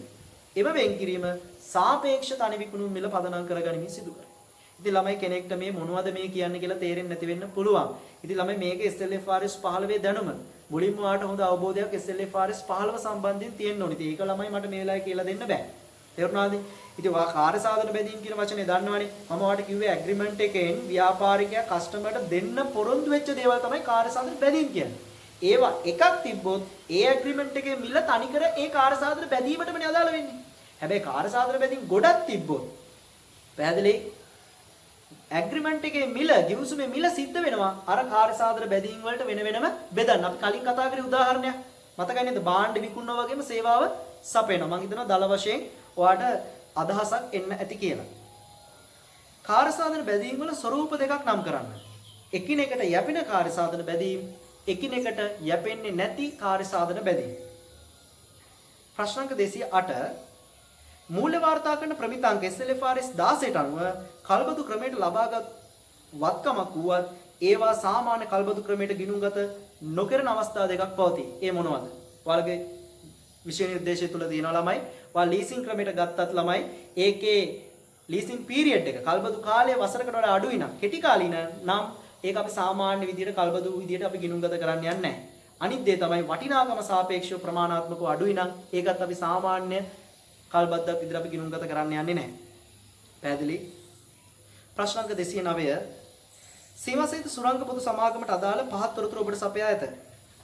අහන්නේ මේවයින් ප්‍රතිපත්ති වෙනස් වීම, ඇස්තමේන්තු වෙනස් වීම සහ වැරදි. උත්තරේ උත්තරාංක 1 A සහ D ළමයි ප්‍රතිපත්ති වෙනස් වීම, B සහ E ඇස්තමේන්තු වෙනස් වීම, C කියන්නේ වරදක්. ඉතින් ළමයි මේ පාඩම මීට වඩා හොඳට අධ්‍යයනය කරන්න. මගේ channel එකේ වීඩියෝස් ඇතිව බලන්න. right ප්‍රශ්නාංක 210 සීමාසහිත අමර පොදු සමාගමේ පහත ගනුදෙනු සිද්ධ වෙලාලු 18-19 දිනෙන් අවසන් වර්ෂය සඳහා මෙහෙයුම් තුලින් ජනිත වූ ශුද්ධ මුදල් ප්‍රවාහය 1040ක් නම් 18-19 වර්ෂයේ බදු පෙරලාභය අහනවා. ඉතින් ඔයාලට දැන් මේ පාර ඔන්න මෙහෙයුම් කටයුතු තුලින් ජනිත වූ ශුද්ධ මුදල් ප්‍රවාහය දීලා. මෙන්න මෙහා දීලා. මේ ගානේ උඩ දීලා තියෙන දත්තත් එක්ක බලද්දි ඔයාලට තේරෙනවා වක්‍ර ක්‍රමය තමයි ඔයාලට භාවිතා කරන්න වෙන්නේ මේ වෙලාවේ. ඉතින් වක්‍ර ක්‍රමයේදී ඔයාලට මතකයි බදු පෙර ශුද්ධ ලාභයට සමහරක් වෙලාවට මම ඔයාලට කලිනුත් කිව්වා ෂෙයා එකතු වෙනවා, ඉවත් කිරීමේ අලාභ එකතු වෙනවා, ණය පොලි එකතු වෙනවා, අඩු වෙනවා කියලා කිව්වා. ඉවත් කිරීමේ ලාභ, පොලි ආයෝජන ආදායම් වගේ දේවල් අඩු වෙනවා කියලා කිව්වා. ඊට පස්සේ කාර්ක ප්‍රාදන වෙනස් වීම ගලපන්න ඕනේ කියලා කිව්වා. ඊට පස්සේ අවසානයේදී එනවා මෙහෙයුම් තුලින් ජනිත වූ ශුද්ධ මුදල් ප්‍රවාහය කියලා. ඒතකොට එතනදී මේගොල්ලෝ අහන ප්‍රශ්නේ මොකද්ද? බදු පෙර ශුද්ධ ලාභ. මෙන්න මේ බොක්ස් එක අහන්නේ. අපිට යටින් ඉඳන් උඩට හදාගෙන එන්න වෙන්නේ. ඇයි? මෙහෙයුම් තුලින් ජනිත වෙච්ච ශුද්ධ මුදල් ප්‍රවාහය 1040 දීලා. ක්ලියර්? රයිට්. එතකොට දැන් ගානට ගිහිල්ලා බැලුවොත් ඔන්න ෂේවීම් තියෙනවා 140ක්. ඔන්න මම එකතු කරා.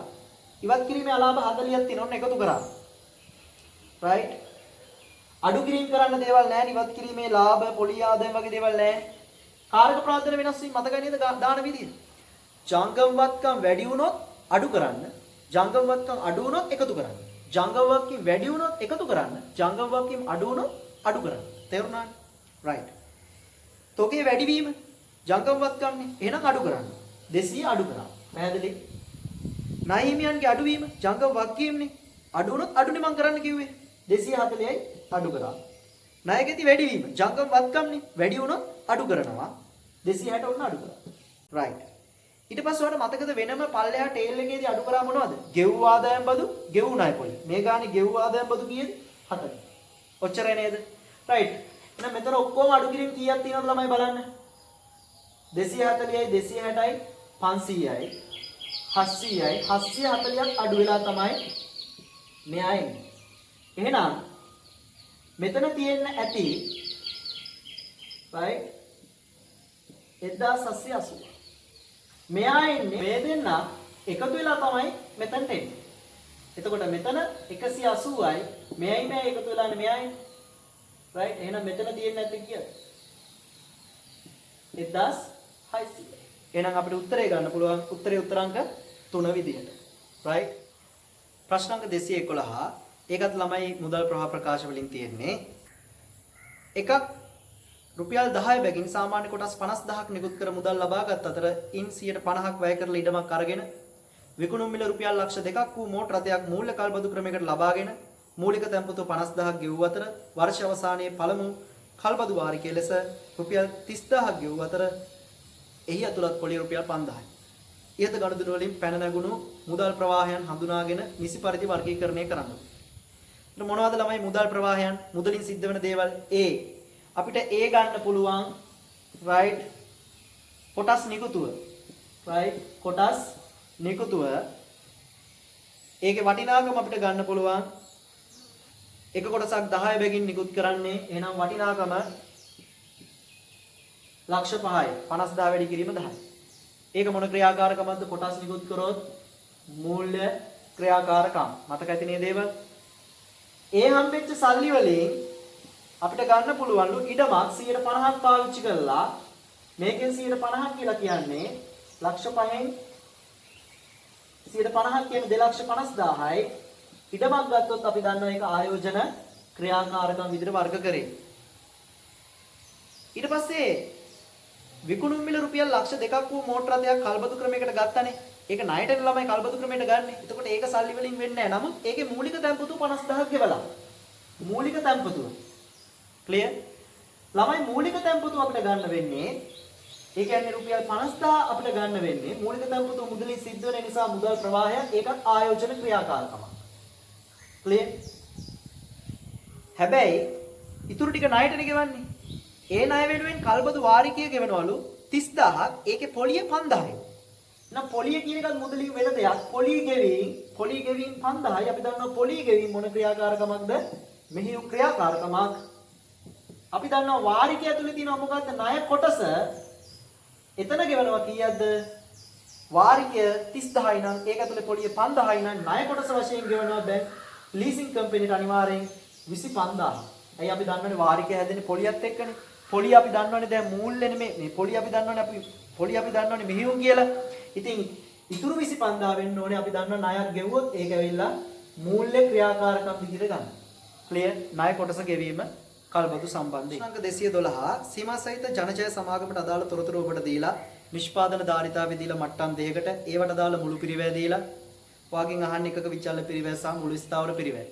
හොඳට මතක තියාගන්න ළමයි මුළු පිරිවැයේ වෙනස බෙදුවොත් ඒකකවල වෙනසින් එතනින් එන්නේ එකක විචල්්‍ය පිරිවැය.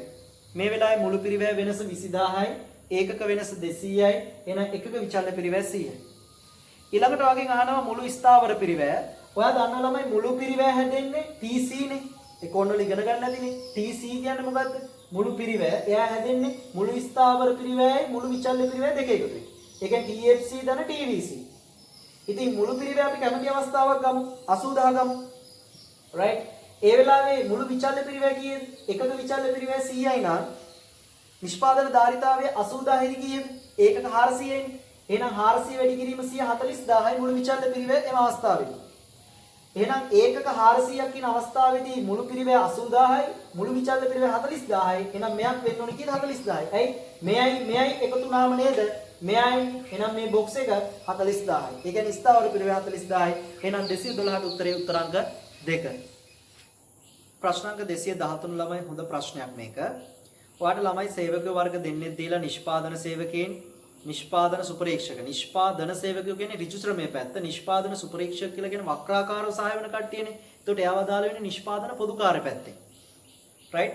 ඉතින් ඒගොල්ලන්ගේ අර normal අර වැටුප් ලේඛනයේ තුණ්ඩුව හැදෙන විදියට මූලික වැටුප දීලා දිරි දීමනා තියෙනවා සමහරුන්ට අතිකාල දීමනා තියෙනවා සමහරුන්ට ප්‍රසාද දීමනා තියෙනවා ලාභය මත පදනම්ව දල වැටුප දීලා අඩු කිරීම විදිහට EPF 10%ක් අඩු කළා සමාගමේ දායකත්වයන් EPF ETF වෙන වෙනම දීලා ඔයාගෙන් අහන්නේ ඍජු වේතනයයි නිෂ්පාදන පොදුකාර්ය පිරිවැය තුල අන්තර්ගත කර යුතු වැටුපයි අහන්නේ. right. මෙහෙමයි. සාමාන්‍ය එක්සැමිනර් වගේ මෙහෙම ඇහුවා. වැටුප් සම්බන්ධයෙන් වියදම කීයද කියලා. අපි ඒක පොඩ්ඩක් බලමු. වැටුප් සම්බන්ධයෙන් වියදම කීයද කියලා පොඩ්ඩක් බලමු. ළමයි වැටුප් සම්බන්ධයෙන් වියදම් 3යිනේ. 1 දල වැටුප, 2 EPF සේවය, 3 ETF සේවය. එතකොට සාමාන්‍යයෙන් ඔයාලට මතකයිනේ මූලික වැටුපට දීමනා ඔක්කොම එකතු වෙලානේ දල වැටුපෙන්. ඉතින් මම ඔන්න දීලා තියෙන ඔක්කොම දත්ත ටික හරියට දාලා ඒගොල්ලන්ගේ දල වැටුප් ටික මේ දේවල් ටික දැම්මා. දැන් උතන ගන්න ඕනේ EPF සේවය හරි ETF සේවය. මේවා තමයි වියදම්. right? එතකොට එක්සැමිනර් ඇහුවොත් සේවකයෝ සම්බන්ධයෙන් වියදම කොච්චරද කියලා මෙන්න මේවා එකතු. දල වැටුපයි EPF සේවය ETF සේවය මේ තුනේම එකතුව තමයි ව්‍යාපාරයේ සමස්ත වියදම සේවකින්ට අදාළ. නමුත් දැන් අහන්නේ සේවකින්ට අදාළ වියදම නෙමෙයි. අහන්නේ ඍජු වේතනය කීයද? right? අහන්නේ නිෂ්පාදන පොදුකාර්ය පිරිවැය තුල අන්තර්ගත වැටුප. පැහැදිලි? ළමයි ඍජු වේතනය. එහෙම නැත්නම් නිෂ්පාදන පොදුකාර්ය පිරිවැය තුල අන්තර්ගත වැටුප කියද්දී මේ ටික මෙහෙන්නම ගන්නවා. ලාභය මත ගෙවුව ප්‍රසාද දීමනා ගන්න නැහැ. මොකද ලාභය මත ගෙවුව ප්‍රසාද දීමනා කියන්නේ නිෂ්පාදනය මත ගෙවුව ප්‍රසාද දීමනාවක් නෙමෙයි බිස්නස් එකේ ලාභය නිසා දුන්න දීමනාවක්. ඍජු වේතන නිෂ්පාදන පොදුකාර්ය කියන දේ තනිකර අදාළ වෙන්නේ ළමයි නිෂ්පාදනයට. මේ දීමනාව ගෙවලා තියෙන සේවකින්ට ලාභය මත. එයාව නොසලකා හැරලා ඉතුරු සෙට් එකේ එකතුව ගන්න. මේ අනිත් හැම දෙයක්ම අපිට උපකල්පනය කරන්න පුළුවන් නිෂ්පාදනය වෙනුවෙන් තමයි යාට ගෙවුවේ. හැබැයි මේක ගෙවලා තියෙන නිෂ්පාදනය නිසා නෙමෙයි, මේක ගෙවලා තියෙන නිෂ්පාදනය මත නෙමෙයි, මේක ගෙවලා තියෙන ලාභය මත බිස්නස් එකේ. ලාභය මත ගෙවුව දේවල් නොසලකා හරින්න ඕනේ. ඍජු වේතනය කීයද? නිෂ්පාදන පොදු කාර්ය ඇතුලේ තියෙන වැටුප කීයද කියලා අහුවෝ. ක්ලියර්? ඉතින් මෙන්න මේ 400යි නැතුව එහෙනම් මෙතන ඉන්නේ කීයද? 11000. මේ 200 නැති වුණොත් මෙතන ඉන්නේ 5600. මේ නිෂ්පාදන සේවක නිසා මේ ඍජු වේතන, මේ නිෂ්පාදන සුපරීක්ෂක නිසා මේ නිෂ්පාදන පොදු කාර්ය ඇතුළේ ඉන්න කට්ටිය. මෙන්න මේ ටික එකතු කරගන්න. මේ දෙන්න 1440යි, මෙයා 11000යි නම් ඔයාලට තේරෙනවා. right? මෙන්න මෙච්චරයි. ඍජු වේතනේ. මෙයා 5600, මෙයා 720යි නම් ඔයාලට තේරෙන්න ඕනේ 6320යි. එනිසා අපිට ගන්න පුළුවන් හොඳම උත්තරේ උත්තරාංක 4. ළමයි ඕගොල්ලෝ 2000 මට මතක නැහැ 13 හරි 14 හරි පොඩ්ඩක් ගිහලා බලන සෙකන්ඩ් පේපර් එකේ මේ වගේ ප්‍රශ්නයක් තියෙනවා. ඉතින් මෙහෙම ප්‍රශ්නවත් එක්සැමිනර් අහන්න පුළුවන්. ප්‍රශ්නාංක 214 භාණ්ඩයක ක්‍රියාකාරී මට්ටම් දෙකකට අදාළ තොරතුරු ඕගොල්ලන්ට දීලා ළමයි විකුණුම් වටිනාකම දීලා ලාභය දීලා අහනවා සමච්ඡේදන ලක්ෂ්‍යයේ ලාභ පරිමාණුපාතය. රයිට් අපි බලමු මුලින්ම ලාභ පරිමාණුපාතය. ඒ කියන්නේ දායක විකුණුම් අනුපාතයනේ.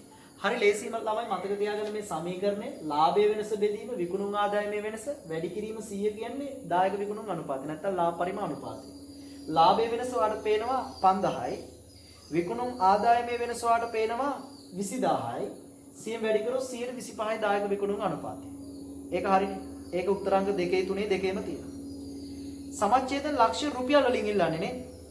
ඉතින් ළමයි සමච්ඡේදන ලක්ෂ්‍ය රුපියල් වලින් ඉල්ලද්දී ඔයා දන්නවා සමච්ඡේදන ලක්ෂ්‍ය රුපියල් වලින් ඉල්ලද්දී හොඳම සූත්‍රය තමයි ස්ථාවර පිරිවැය බෙදන්න දායක විකුණු අනුපාතය. මෙන්න මේක. ප්‍රශ්න තියෙන්නේ ගානේ දායක මේ ප්‍රශ්න තියෙන්නේ ගානේ ස්ථාවර පිරිවැය දීලා නැහැ. එයාව හොයා ගන්නත් වෙනවා. එයාව හොයන්නේ මෙහෙමනේ ළමයි. මෙතනදී හොයන්නේ මෙන්න මෙහෙම. ඔයා දන්නවා එක්තරා අවස්ථාවක විකුණුම් ආදායම 1,50,000යි. දායකයේ 125යි නම් මුළු දායකයේ ඒ අවස්ථාවේ 37500යි. අපි දන්නවා දායකයන් ස්ථාවර පිරිවැය කරපුවම ලාභය එන්නේ මෙන්න මේ 1,50,000ක විකුණුම් තියෙන වෙලාවේ ලාභය අපි දන්නවා ගානේ 20000යි. එයාව මම මෙතනින් දාගත්තා. එහෙනම් 37500 මෙන්න මෙච්චරක් අඩු කරොත් නෙමෙයි මෙයා එන්නේ. එහෙනම් ස්ථාවර පිරිවැය 17500. ක්ලියර්? දැන් අපිට පුළුවන් ස්ථාවර පිරිවැය කියන 17500 දායක විකුණුම් අනුපාතය කියන 125න් බෙදන්න. 125න් බෙදලා 25න් බෙදලා වැඩි කරන්න ඕනේ 100. ඔයාට උත්තරේ 70000යි. එහෙනම් ස්ථාවර පිරිවැය 70000යි. උත්තරේ උත්තරාංක 2. ප්‍රශ්නාංක 215 විකුණුම් රුපියල් ලක්ෂයක් වූ විට ලාභය සහ මුළු ස්ථාවර පිරිවැය පිළිවෙලින් දැක්වෙන්නේ. ඉතින් ස්ථාවර පිරිවැය ළමයි වෙනස් වෙන්නේ නැහනේ. ඉතින් ළමයි ස්ථාවර පිරිවැය අපි දන්නවා දැන්ටම 17500යි. අපි බලමු රුපියල් ලක්ෂයක් විකුණුම් වුණාම ලාභය කීයද කියලා. ඉතින් ළමයි හරි ලේසියි. රයිට් විකුණුම් ලක්ෂයයි දායක විකුණුම් අනුපාතය 125යිනේ. එහෙනම් ලක්ෂයෙන් දායකය වෙන්නේ කීයද? 25000. අපි දන්නවනේ ලාභය හොයද්දී ස්ථාවර පිරිවැය අඩු කරනවානේ. ඊට පස්සේ එහෙනම් ලාභය නොකියද 7500. එහෙනම් අපිට ගන්න පුළුවන් උත්තරේ උත්තරාංක 2. ලාභය 7500යි. ස්ථාවර පිරිවැය අපි දන්නවා කොහොමද 17500යි. උත්තරේ උත්තරාංක 2 215ට. right? ප්‍රශ්නාංක 216 කිසියම් භාණ්ඩයකට අදාළ පිරිවැය සකස් වී ඇත්තේ පහත පරිදි වේ. ඍජු ද්‍රව්‍ය, ඍජු ශ්‍රමය, ඍජු වෙනත් දීලා ප්‍රාථමික පිරිවැය අරන් නිෂ්පාදන පොදු කාර්යවට දීලා 11 නිමවුම් වලට නිෂ්පාදන පිරිවැය දීලා 11 දෙපාර්තමේන්තුවේ අයවැයගත යන්ත්‍රපැය දීලා නිමවුම් දෙපාර්තමේන්තුවේ අයවැයගත ශ්‍රම පැය ටික දීලා මෙන්න මෙයා මෙහෙම කතාවක් කියනවා. පොදු කාර්ය පිරිවැය විභජනය කිරීමේදී 11 දෙපාර්තමේන්තුවට අයත් රුපියල් 20000ක වියදමක් වැරදීමකින් නිමවුම් දෙපාර්තමේන්තුවට දාලා. ඉතින් මේක ඔයාලට තේරෙනව නේද මේ පොදු කාර්ය පිරිවැය විභජන පත්‍රිකාව අරහා මේ කතාව යන්නේ කියලා? සහය පාඩමට අදාළව කියලා? මේ අහනවා 11 සහ නිමවුම් දෙපාර්තමේන්තුව වල නිවැරදි අන්තර්ගහන අනුපාතයක්. ඒ කියන්නේ මෙහෙමයි. දැනට ඔයාලට පේන විදිහට අන්තර්ගහන අනුපාතය කීයද? යන්න නිෂ්පාදන පොදු කාර්ය පිරිවැය කියන තැනට. එතන 11 නිමවුම් කියලා පැය 2 වැඩි කිරීම 40 පැය 1 වැඩි කිරීම 50 කියලා තියෙනව නේද? ඔතන ඔය 40 50 කියන්නේ දැනට ගණනය කරපු අන්තර්ගහන අනුපාතය. හොඳට මතක තියාගන්න අන්තර්ගහන අනුපාතය. ඔය 40 50 කියන්නේ දැනට ගණනය කරන ලද අන්තර්ගහන අනුපාතය. ඔයාලට මතකයි නේද ළමයි එයාව හොයපු විදිය? අපි දන්නවා අන්තර්ගානුපාතය හොයන්නේ අයවැයගත පොදු කාර්ය පිළිවෙල බෙදීම අයවැයගත පදනම. එතකොට දැන් මේ බිස්නස් එකට අනුව ඔයාලට පේනවනේ එකලස් නිමුම් කියලා දෙපාර්තමේන්තු දෙකක් තියෙනවා කියලා. රයිට්? මේ එකලස් අංශයේ එක්තරා අයවැයගත පොදු කාර්ය පිළිවෙලක් තියෙන්නේ නැති. x කියලා අපි නම් කරගමු. අයවැයගත පදනම කියලා එකලස් වල ගන්න කියන්නේ මොකද්ද බලන්න ගිහිල්ලා පල්ලෙහා. එකලස් දෙපාර්තමේන්තුව අයවැයගත යන්ත්‍රපය 2000යි. මෙහෙම මේ අගේ මේකෙන් බෙදුවාම නෙමෙයිද ඔන්න ඔය නිෂ්පාදන පොදුකාර කියන එක ගාව තියෙන 40 එන්නේ. රයිට්? අපි හිතමු නිමුන් දෙපාර්තමේන්තුවේ අයවැයගත පොදුකාර පිළිවෙල x නම් වූ අගයක් තියෙන්නේ නැති. ගාණ කියනවා අයවැයගත පදනම වෙන්නේ නිමුන් දෙපාර්තමේන්තුවේ ශ්‍රමපය 1000යිලු.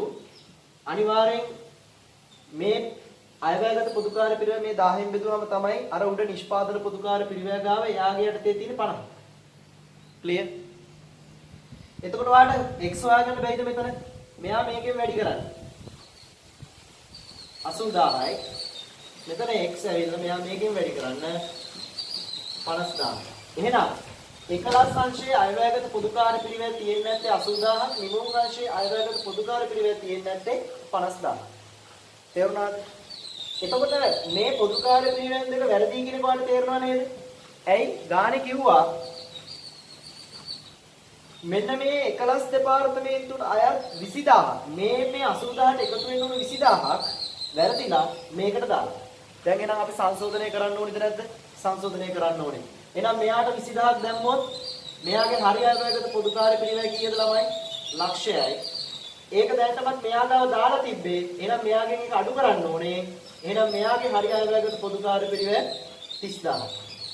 දැන් අපිට බැයිද හරි අන්තර ගණන්පාතේ ලියන්න ගන්න පුළුවන්.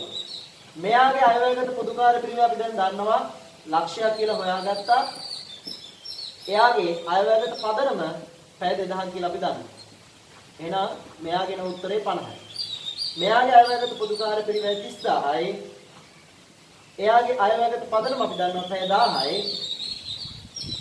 එහෙනම් 30යි. තේරුණානේ? ඉස්සර මෙයාට 40ක් තිබෙන්නේ දැන් 50යි. ඉස්සර මෙයාට 50ක් තිබෙන්නේ දැන් මෙයාට 30යි. සංශෝධනය වුණා. ඉතින් ඔයාලා අහන්නේ මොකද්ද වගේ ප්‍රශ්නේ? 216 වෙනි ප්‍රශ්නේ අහන්නේ එකලස් සහ නිමුම් දෙපාර්තමේන්තුව වල නිවැරදි අන්තර්ගහන අනුපාතයන් එනම් 50යි 30යි උත්තරේ උත්තරාංක 2 216. ඉතින් මේ වගේ ප්‍රශ්න විභාගෙට එන්න පුළුවන්. ඊළඟට අහනවා භාණ්ඩ ඒකකයේ නිවැරදි නිෂ්පාදන පිරිවැය. නිවැරදි නිෂ්පාදන පිරිවැය. රයිට් අපි හොයමු. ඍජු ද්‍රව්‍ය 100යි එයා වෙනස් වෙන්නේ නැහැ.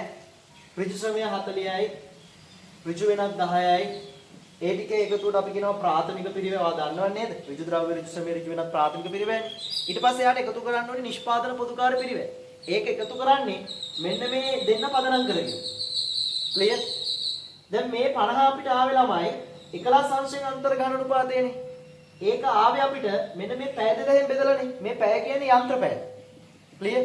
එතකොට යන්ත්‍ර පැය 2000න් බෙදලා තමයි එකලස් අංශයේ අන්තර්ගහන අනුපාතය ආවේ. රයිට්? ඔයා වැඩි කරන්න ඕනේ එකක් හදන්න සත්‍යන්ත ප්‍රගාණය. ඒක තමයි අර දැනටමත් අර ඔය දීලා තියෙන්නේ.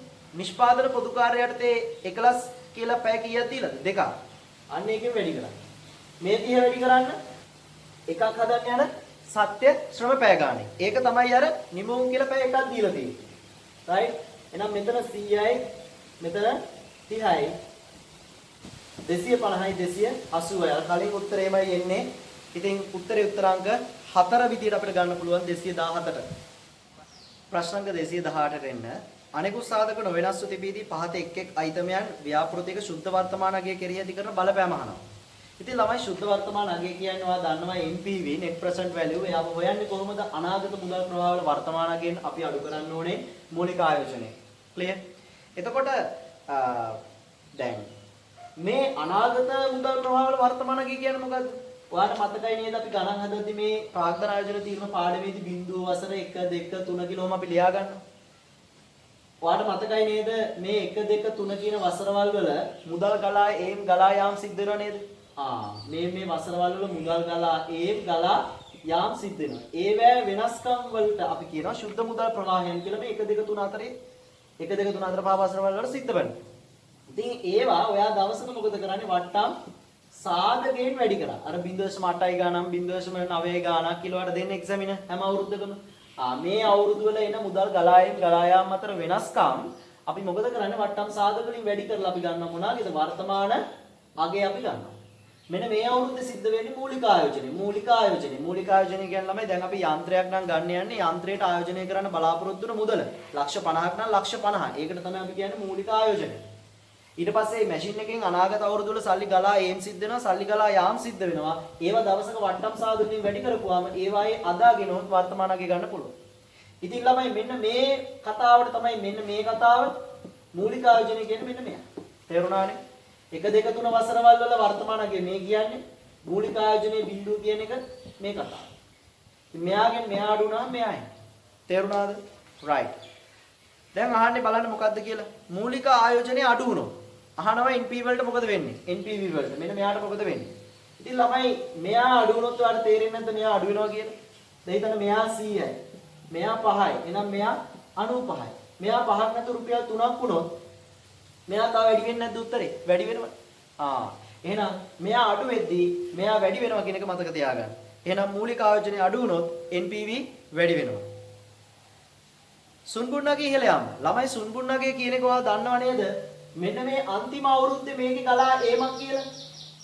ළමයි සාමාන්‍යයෙන් ගලා ඒම් නිසා මෙයා වැඩි වෙනවා. ගලා යාම් නිසා මෙයා අඩු වෙනවා. ඒතර තුන්වෙනි අවුරුද්දේ ගලා ඒමක් නේ. ගලා ඒම් නිසා මේගොල්ලෝ වැඩි වෙනවා. එන පිළිතුර. එතකොට මෙයාත් ඔටෝමැටිකලි මොකද වෙන්නේ? වැඩි වෙනවා. තේරෙනවනේ? මෙයා වැඩි වෙද්දි මෙයා වැඩි වෙනවා. මෙයා වැඩි වෙද්දි මෙයා අඩු වෙනවා. මේ 1 2 3 අවුරුදු වල ගලා ඒම් වැඩි වුණොත් මෙයා වැඩි වෙනවා. ගලා යාම් වැඩි වුණොත් මෙයා අඩු වෙනවා. දැන් සුන්බුන්නගේ කියන්නේ තුන්වෙනි අවුරුද්දේ ගලා ඒමක් ගලා ඒම් නිසා මෙයා වැඩි වෙනවා. මෙයා වැඩි වෙද්දි මෙයාත් වැඩි වෙනවා. එහෙනම් සුන්බුන්නගේ වැඩි වුණොත් NPV වැඩි වෙනවා. මුදල් ගලා ඒම් වල අඩුවීමක්. මෙන්න මේ ඒම් වල අඩුවීමක්. ගලා ඒම් අඩු වුණොත් මෙයා අඩු වෙනවා. එතකොට මෙයාත් අඩු වෙනවා. අපි දන්නවනේ ගලා ඒම් වැඩි වෙන්න මෙයා වැඩි වෙලා මෙයා වැඩි වෙනවා. ගලා ඒම් අඩු වෙනවා කියන්නේ මෙයා අඩු වෙනවා. ඒ කියන්නේ මෙයා අඩු වෙනවා. NPV අඩු වෙනවා. මුදල් ගලා යාම වල අඩුවීම. සාමාන්‍යයෙන් ගලා යාම නිසා මෙයා අඩු වෙනවනේ. ඒතර මෙයාත් අඩු වෙනවනේ. දැන් මෙතන කෙලින්ම කියන්නේ මේ ගලා යාම අඩු වෙනවා. ගලා යාම අඩු වෙද්දි මෙයා වැඩි වෙලා මෙයාත් වැඩි වෙනවා. NPV වැඩි වෙනවා. වට්ටම් අනුපාතය එලා මේ මොකද්ද තියෙන්නේ? වට්ටම් අනුපාතය. ළමයි සමීකරණයක් තියෙනවා දන්නවද මෙන්න මේක? එක බෙදීම R වල එන. ළමයි මේකෙන් තමයි අපි හොයන්නේ කාවද? වට්ටම් සාධකය. අර වාට එක්සැමින දෙන්නේ පළවෙනි වසරේ 0.8යි කියයි දෙවෙනි අවුරුද්ද 0.9යි කියයි ඔහොම දෙනව නේද එක්සැමින? අන්නේ උත්තරේ ගන්න හැම අවුරුද්දකම මෙන්න මේ සමීකරණයට දාලා. ඒකේ සමීකරණය තමයි එක බෙදීම එක නියතයක්. එක බෙදීම වරහණක් එක දන R වල වරහන් n. R කියන්නේ ළමයි රටේ පොලි අනුපාතය. නැත්තම් අපි කියනවා වට්ටම් අනුපාතය. හොඳට මතක තියාගන්න. එයා තමයි කවුද? වට්ටම් අනුපාතය. ඒක කියන්නේ වර්ෂය. දැන් ඔයා පළවෙනි වර්ෂෙට හොයනවා නම් මෙන්න මේ වර්ෂ සාධකය නම් හොයන්න යන්නේ මෙතනට එක දානවා. මේ වර්ෂෙට නම් මෙතනට දෙක දානවා. මේ වර්ෂෙට නම් මෙතනට තුන දානවා. එහෙම හොයලා තමයි එක්සැමින් ඔයාලට දෙන්නේ. වට්ටම් සාධකයේ ඩිරෙක්ට්. එක්සෑම් එක ඔයාලට මේකට එන්නේ නැහැ. නමුත් මතක තියාගන්න මේ සූත්‍රයට දාලා එක්සැමිනර් කෙලින්ම වට්ටම් සාධකය දෙනවා. පැහැදිලි? නමුත් වට්ටම් සාධකය හොයාගන්න ඕන හොයාගන්න මේ සමීකරණයෙන් කියන එක මතක තියාගන්න. එතකොට මේ R කියන්නේ වට්ටම් අනුපාතය. පොලි අනුපාතය රටේ. එයා වැඩි වෙන්න හරය වැඩි වෙනවනේ. හරය වැඩි වෙන්න මොකද වෙන්නේ? මේ බෙදීමක් නේ. එන පිළිතුර මොකද වෙන්නේ? අඩු වෙනවනේ. දැන් හිතන්නකො රුපියල් 10 බෙදනවා 5න්. උත්තරේ 2යි.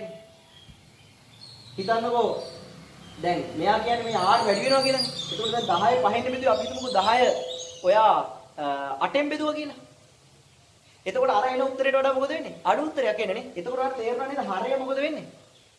වැඩි වෙන්න මේකෙන් එන පිළිතුර අඩු වෙනවා. ඒ කියන්නේ වට්ටම් සාධකය අඩු වෙනවා. වට්ටම් සාධකය අඩු වෙනවා කියලා කියන්නේ අඩු වට්ටම් සාධකයෙන් මේකේ මේව වැඩි වුණාම අඩු වට්ටම් සාධකයෙන් මේව වැඩි වෙන්නේ වෙලාවට. එතකොට එන වර්තමානගේ අඩු වෙනවා. ඒ කියන්නේ මෙයා අඩු වෙනවා. මෙයා අඩු වෙද්දී NPV අඩු වෙනවා. ඒ නිසා NPV අඩු වෙයි. වාර්ෂික ෂෙයර් වල වැඩිවීමක් බලපෑමක් නැහැ. මොකද ෂෙයර් කියන්නේ මුදලින් සිද්ධ වෙන දෙයක් නෙමෙයි. ඒ නිසා අපි මේ දේවල් ප්‍රාග්ධන ආයෝජන තීරණ පාඩමේ මුදල් ප්‍රවාහ ඇස්තමේන්තු කරන්න අපි ගන්නෑ. ඒ නිසා ඒකෙන් බලපෑමක් නැහැ ළමයි ශුද්ධ වර්තමාන අගයට. ප්‍රශ්නාංක 107ට එන්න. දැන් අපි සමාගම් පැත්තට පොඩ්ඩක් යන්න ළමයි. සීමිත ශාලිත සමාගමේ 2015 4 දිනට මුළු ස්කන්ධේ මුළු හිමිකම 100යිලු 16/3/31 අවසන් වර්ෂයක මෙන්න මෙහෙම දේවල් ටිකක් වෙලාලු. අහන්නේ ස්කන්ධෙට සිද්ධ වෙච්ච බලපෑම මේ සමාගමේ හිමිකමට වෙච්ච බලපෑම. right. දැන් හිමිකමට වෙච්ච බලපෑම කිව්වහම ළමයිනේ ඔයා මතක් කරගන්න හිමිකම් වෙනස් වීමේ ප්‍රකාශය සමාගම් වල. දැන් මේ තියෙන දේවල් බලන්න ඔයා දාලා හිමිකම් වෙනස් වීමේ ප්‍රකාශයට. දැන් මොකද්ද කියන්නේ? ලක්ෂ 25ක බදු පසු සුද්ධ ලාභය. බදු පසු සුද්ධ ලාභය කියන්නේ කාලච්ඡේදී ලාභය. කාලච්ඡේදී ලාභය මතකද හිමිකම් වෙනස් වීමේ ප්‍රකාශ කොහෙටද ගියේ? රඳවාගත් ඉපියුම් වලට ගියේනේ. එතකොට හරි. ඔන්න මම වසර මුල හිමිකම ලියාගත්තා. එයාලා කියනනේ වසර මුල ස්කන්ධය කීයද? 100යි. බදුපසු ලාභය කියන්නේ කාලච්ඡේද ලාභයනේ. ඒක හිමිකමේ කොයි පාර්ට් එකටද එකතු වෙන්නේ? රඳවාගත් ඉපියුම වලට. ඔන්න මම එකතු කරා කාලච්ඡේද ලාභය ඒ නිසා. දැන් මෙතන ළමයි මුළු හිමිකම කිව්වම මේක ඇතුලේ තියෙන මොනවද? රඳවාගත් ඉපියුම්, පොදු සංචිත, ප්‍රත්‍යාගන සංචිත, සාමාන්‍ය කොටස් ප්‍රකාශ ප්‍රාර්ථනා මේ ඔක්කොම මේ 100 ඇතුලේ තියෙනවා. ඒක ඇතුලේ තියෙන රඳවාගත් ඉපියුම වලට තමයි අතර මේ 25 එකතු වෙන්නේ. ක්ලියර්? කාලච්ඡේද ලාභය. ඊළඟට ආදායම් බදු වියදම රුපියල් ලක්ෂ 5යි. ඒව අවදි හිමිකම් වෙනස් වීමේ ප්‍රකාශයට නැහැ. පොදු සංචිත ලක්ෂ 5ක් මාරු කිරීම මොකද උනේ? රඳවාගත් ඉපියුම් වලින් අඩු කරලා පොදු සංචිත තීරුවට එකතු කරා. ඒකයි මම මෙතන අඩු කරලායි එකතු කරේ. මේකෙන් කිසි බලපෑමක් තියනවද? නැහැ. මම නිකන් ලිව්වේ ඉතින් ඔයාලට ප්‍රැක්ටිස් වෙන. සමහරව මේවා දන්නේ නැහනේ. රයිට්? පොදු සංචිත මාරු කරන්නේ කොහොමද? මේ හිමිකම ඇතුලේ ඉන්න රඳවාගත් ඉපියුම් වලින් කපලා තමයි මේ හිමිකමේ පොදු සංචිත තීරුවට දාන්නේ. එතකොට එකකින් අඩු වෙලා එකකට වැඩි වෙනවා. කල්පනා කරලා බලන්න ගිහිල්ලා. ඔයගොල්ලෝගේ හිමිකම් වෙනස් වීමේ ප්‍රකාශයට එහෙම දැම්මේ නැද්ද කියලා. ඒතර මෙතන ඇත්තටම බලපෑම් බිඳුව. ඊළඟට කියනවා ණයකර සඳහා ලක්ෂ 2ක පොලිය ගෙව්වලු. ඒව හිමිකම් වෙනස් වීමේ ප්‍රකාශයට ආවේ නැහැ. ඉඩම් ප්‍රත්‍යාගණයෙන් ලක්ෂ 10ක අතිරික්තයක් ඇවිල්ලා. ඔයාලට මතකයි ඒක හිමිකමේ ප්‍රත්‍යාගන සංචිත තීරුවට එකතු වුණා. රයිට්? ඊට පස්සේ ප්‍රත්‍යාගන සංචිතයේ භාවිතයෙන් ලක්ෂ 5ක ප්‍රසාද නිකුතුවක් කළා. මේක ඇතුලේ තියෙන ප්‍රත්‍යාගන සංචිතයේ භාවිතයෙන් රුපියල් 5ක ප්‍රසාද නිකුතුවක් කළා. එතකොට මේක ඇතුලේ තියෙන ප්‍රත්‍යාගන සංචිතය 5කින් මොකද වෙන්නේ? අඩු වෙනවා. අඩු වෙලා මේක ඇතුලේ තියෙන සාමාන්‍ය කොටස් ප්‍රකාශ ප්‍රාර්ථනය මොකද වෙන්නේ? 5කින් වැඩි වෙනවා. ඒකෙත් ඇත්තටම බලපෑමක් තියනවද? නැහැ. නමුත් මම ලියලා පෙන්නුවා.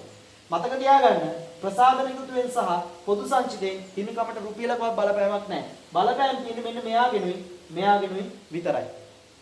කොහොම හරි වසර මුල හිමිකම 100යි වසර අගට එන 135ක්. එහෙනම් හිමිකමට වෙලා තියෙන බලපෑම 100යි 135 අතර වෙනස. අග හිමිකමෙන් මුල හිමිකම අඩු කරා. 35කින් වැඩි වෙලානේ. නැත්තම් මෙහෙම මුලාගා එහෙම හොයලා ඉන්න ඕනේ නැහැ.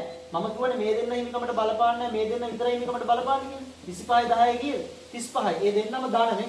එහෙනම් වැඩි වෙනවා. 35කින් වැඩි වේ. උත්තරේ උත්තරාංක 4. 107ට උත්තරේ 4. රයිට්? ප්‍රශ්නාංක 108ට එන්න. ඒකේ කියනවා ගබඩාවේ තිබ්බලු තොගේ පිරිවැය 500ක් හානි වුණාලු. ඒ නිසා 100ක වියදමක් දරලා මෙන්න මෙදා 550කට වික්කලු. අහනවා අවසන් තොගේ වටිනාකම. ඉතින් ඔයා දන්නවා ළමයි මුලින්ම සුද්ධ උපලබ්ධයගේ හොයාගන්න. මෙතන හානි වුණා කිව්වහම ඒක අනාගතේ විකුණනවලු එක්තරා ගානකට. එතකොට එතනින් සුද්ධ උපලබ්ධයගයක් එනවා. සුද්ධ උපලබ්ධයගේ කොහොමද හොයන්නේ? LKS දෙකට දැම්ම ගිහිල්ලා බලන්න. ඇස්තමේන්තුගත විකුණුම් මිලෙන් අඩු කරනවා. ඇස්තමේන්තුගත විකුණුම් වියදම් සහ ඇස්තමේන්තුගත නිම කිරීමේ වියදම්. ඉතින් මෙතන ඇස්තමේන්තුගත විකුණුම් මිල වලට පේනවා 550යි විකුණුම් මිල. එතනදී වියදමක් දරනවා 100ක. එහෙනම් ඇත්තටම අනාගතේ විකුණන්නේ 450ට. ඒක තමයි සුද්ධ උපලබ්ධයගේ. මේකේ පිරිවැය 500යි. LKS දෙක කියනවා මොකද්ද? තොග රීතියට අනුව වචනේ තොග රීතියට අනුව පිරිවැය සහ සුද්ධ උපලබ්ධයකින් වඩා අඩු වගේ අවසන් තොග කියලා හඳුන ගන්න ඕනේ. එහෙනම් 450යි. එහෙනම් උත්තරේ උත්තරාංක 2. ප්‍රශ්නාංක 109ට එන්න. සීමිත සමාගමක සංචිත ප්‍රාග්ධනිත කිරීම. ළමයි සංචිත ප්‍රාග්ධනිත කිරීම කියන්නේ මෙන්න මෙයා. ප්‍රසාද නිකුතුව. ඒකෙන් මොකද වෙන්නේ? හිමිකමට කිසිම බලපෑමක් තිබ්බද? නැහැ. වත්කම් වලට බලපෑමකුත් නැහැ ළමයි. ඉතින් මෙයා අහනවා සංචිත ප්‍රාග්ධනිත කිරීම නැත්නම් ප්‍රසාද නිකුතුවේ හරි කතාව. උත්තරේ උත්තරාංක 5. වත්කම් සහ ස්කන්ධ යන දෙකම වෙනස් නොවේ. හැබැයි මතක තියාගන්න ළමයි සාමාන්‍ය කොටස් ප්‍රකාශ ප්‍රාර්ථනයකින් වැඩි වෙනවා. සංචිත අඩු වෙනවා. මොකද සංචිත වලින් කපලානේ සාකෝ වලට ඒක දෙන්නේ. රයිට්. ප්‍රශ්නාංක 110 111ට එන්න. මේ සමාගම ළමයි නිකුත් කරලා තිනවලු කොටස් මිලියන 2ක්. රයිට්. ඒ කොටස් මිලියන 2 වෙනුවෙන් සුනිමල් කියන එක්කෙනා මැෂින් එකක් දීලා තියෙන මිලියන 8ක් වටින. එයා හැර බාහිර අයදුම් කරුවන් ඇප්ලිකේෂන් එවල කොටස් මිලියන 1.9කට ඔක්කොම ඒවට සල්ලි එවල මිලියන 95ක්. රයිට්. එහෙනම් එක කොටසක මිල එතනින් හොයාගන්න වෙන්නේ. එයාලා සල්ලි එවුව මිලියන 95ක් කොටස් මිලියන 1.9කට. එහෙනම් කොටසක මිල රුපියල් 50යි. කොටස් මිලියන 2ක් නේ ව්‍යාපාරේ නිකුත් කරේ. එහෙනම් කොටස් මිලියන 2 වැඩි කරන්න රුපියල් 50යි. එහෙනම් මිලියන කීයද? 100යි. මේක තමයි ප්‍රකාශිත ප්‍රාග්ධනය. අපි දන්නවා ප්‍රකාශ ප්‍රාග්ධනය කියන්නේ හැමතිස්සෙම මොන කතාව දීලා තිබ්බත් නිකුත් කළ කොටස් ගණන වැඩි කරන්න කොටසක ප්‍රතිෂ්ඨාවෙන් කොටසක මිලෙන්. නිකුත් කරේ මෙතන කොටස් මිලියන 2යි. කොටසක ප්‍රතිෂ්ඨාව අපි හොයාගත්තේ කොහමද? අර බාහිර අයදුම්කරු සල්ලි වල මිලියන 95ක්. කොටස් කීයකටද? මිලියන 1.9කට. එහෙනම් කොටසක මිල එතනින් 50යි. එහෙනම් කොටසක මිල වැඩි කරා නිකුත් කරපු ව්‍යාපාරයේ ඔක්කොම කොටස් වලින් එහෙනම් ප්‍රකාශ ප්‍රාර්ථනීය මිලියන 100යි. එහෙනම් පළවෙනි ප්‍රශ්නෙට උත්තරේ හරි 110ට උත්තරේ උත්තරාංක 5. අහන්නේ ඊළඟට මුදල් ප්‍රවාහයට සිද්ධ වෙච්ච බලපෑම. මේකෙදි මුදල් ප්‍රවාහයට සිද්ධ වෙච්ච බලපෑම. මෙහෙමනේ ළමයි. දැන් ව්‍යාපාරය අපේක්ෂා කරනවා මිලියන 100ක්. හැබැයි ඒ වෙනුවෙන් මතකද සුනිමල් දෙන්නේ මිලියන 8ක් වටේ මැෂින් එකක්. ඒක සල්ලි වලින් වෙනවද නැහැ? එහෙනම් සල්ලි වලින් වෙන්න ඉඩ ප්‍රස්තාව තියෙන මිලියන 92ක ප්‍රකාශ ප්‍රාර්ථනෙට පමණයි. ක්ලියර්? හරි. එහෙනම් මිලියන 92ක් අනිවාර්යෙන් ව්‍යාපාරයට එන්නේ නැද්ද? එනවනේ. මොකද මිලියන 100ක්නේ අනිවාර්යෙන් බලාපොරොත්තු වෙන්නේ. මිලියන 8ක් ඒ වෙනුවට මැෂින් එකක් නේ හම්බෙන්නේ. එහෙනම් ඉතුරු ටික තමයි සල්ලි වලින් සිද්ධ වෙන්නේ. ක්ලියර්? ඒ ටික අනිවාර්යෙන් සල්ලි වලින් වෙනවද නැද්ද? වෙනවා. ඇයි? මේ මිලියන 8 දුන්නේ සුනිමල්නේ. එයා හැර අනිත් බාහිර අයදුම්කරුවෝ මතකද මිලියන 95ක් දුන්නා. ඒ කියන්නේ දැන්ටමත් මේ 92කට 95ක්ම හම්බෙලා ඉවරයි. පැහැදිලිද? හැබැයි දැන් ඔයාලට තේරුම් ගන්න ඕනේ දේ තමයි මිලියන 100යි බලාපොරොත්තු වෙන්නේ සුනිමල් මිලියන 8ක මැෂින් එකක් දුන්නා. ඒක සල්ලි වලින් සිද්ධ වෙන්නේ නැහැ. එහෙනම් සල්ලි වලින් සිද්ධ වෙන්නේ උපරිම මිලියන කීයද 92යි. හැබැයි මේ මිලියන 92කට බාහිර අයදුම්කරුවෝ දුන්න මිලියන කීයද 95ක්. හැබැයි ඔයාට හිතේ 95කින් සල්ලි වැඩි වෙනවා කියලා ව්‍යාපාරේ නැහැ. මොකද මෙතන 95ක් හම්බුණාට 92 වෙනුවෙන් ඉතුරු මිලියන 3 ව්‍යාපාරේ සිද්ධ වෙනවා රිටර්න් කරන්න ආපහු. එතකොට මිලියන 92ක් වුණා ඇත්තට මුදලින් සිද්ධ වෙන්නේ. කොටස් නිකුත් වියදමක් සිද්ධ වෙනවා කිව්ව නේද? රුපියල් ලක්ෂ 5කට. ඒ කියන්නේ මිලියන 0.5යි. එයා වියදමක් සල්ලි ගලා යාම 92කින් සල්ලි එනවා 0.5කින් සල්ලි ගලාගෙන යනවා.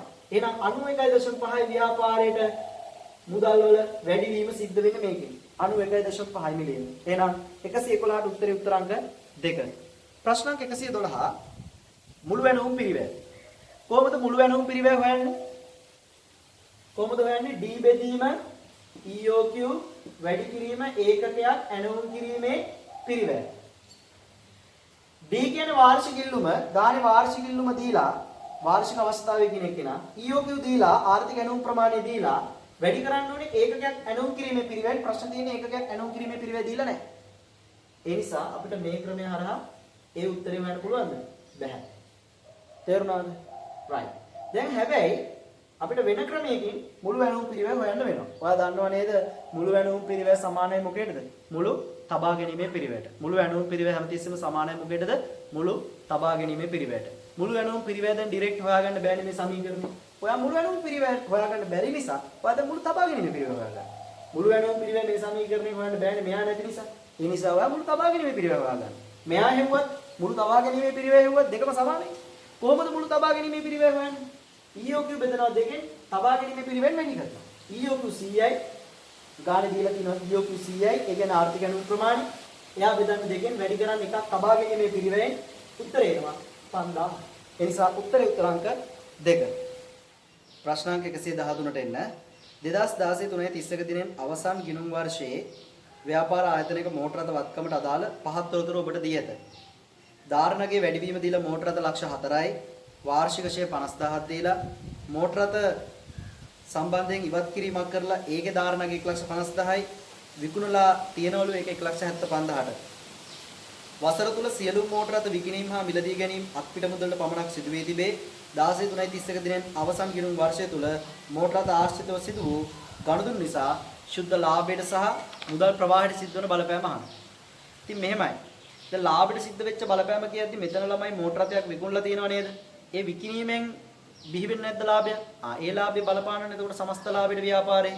right. එතකොට විකුණන මෝටර රථයේ ධාරණගේ බලන්න ගිහලා 1,50,000යි. ඒක විකුණන මිල 1,75,000යි. එහෙනම් ලාභය තියෙන එතනින් කීයද? 25,000ක. අපි ධාරණගයත් එක්කනේ සංසන්දනය කරන්න ඕනේ විකුණුම් මිල.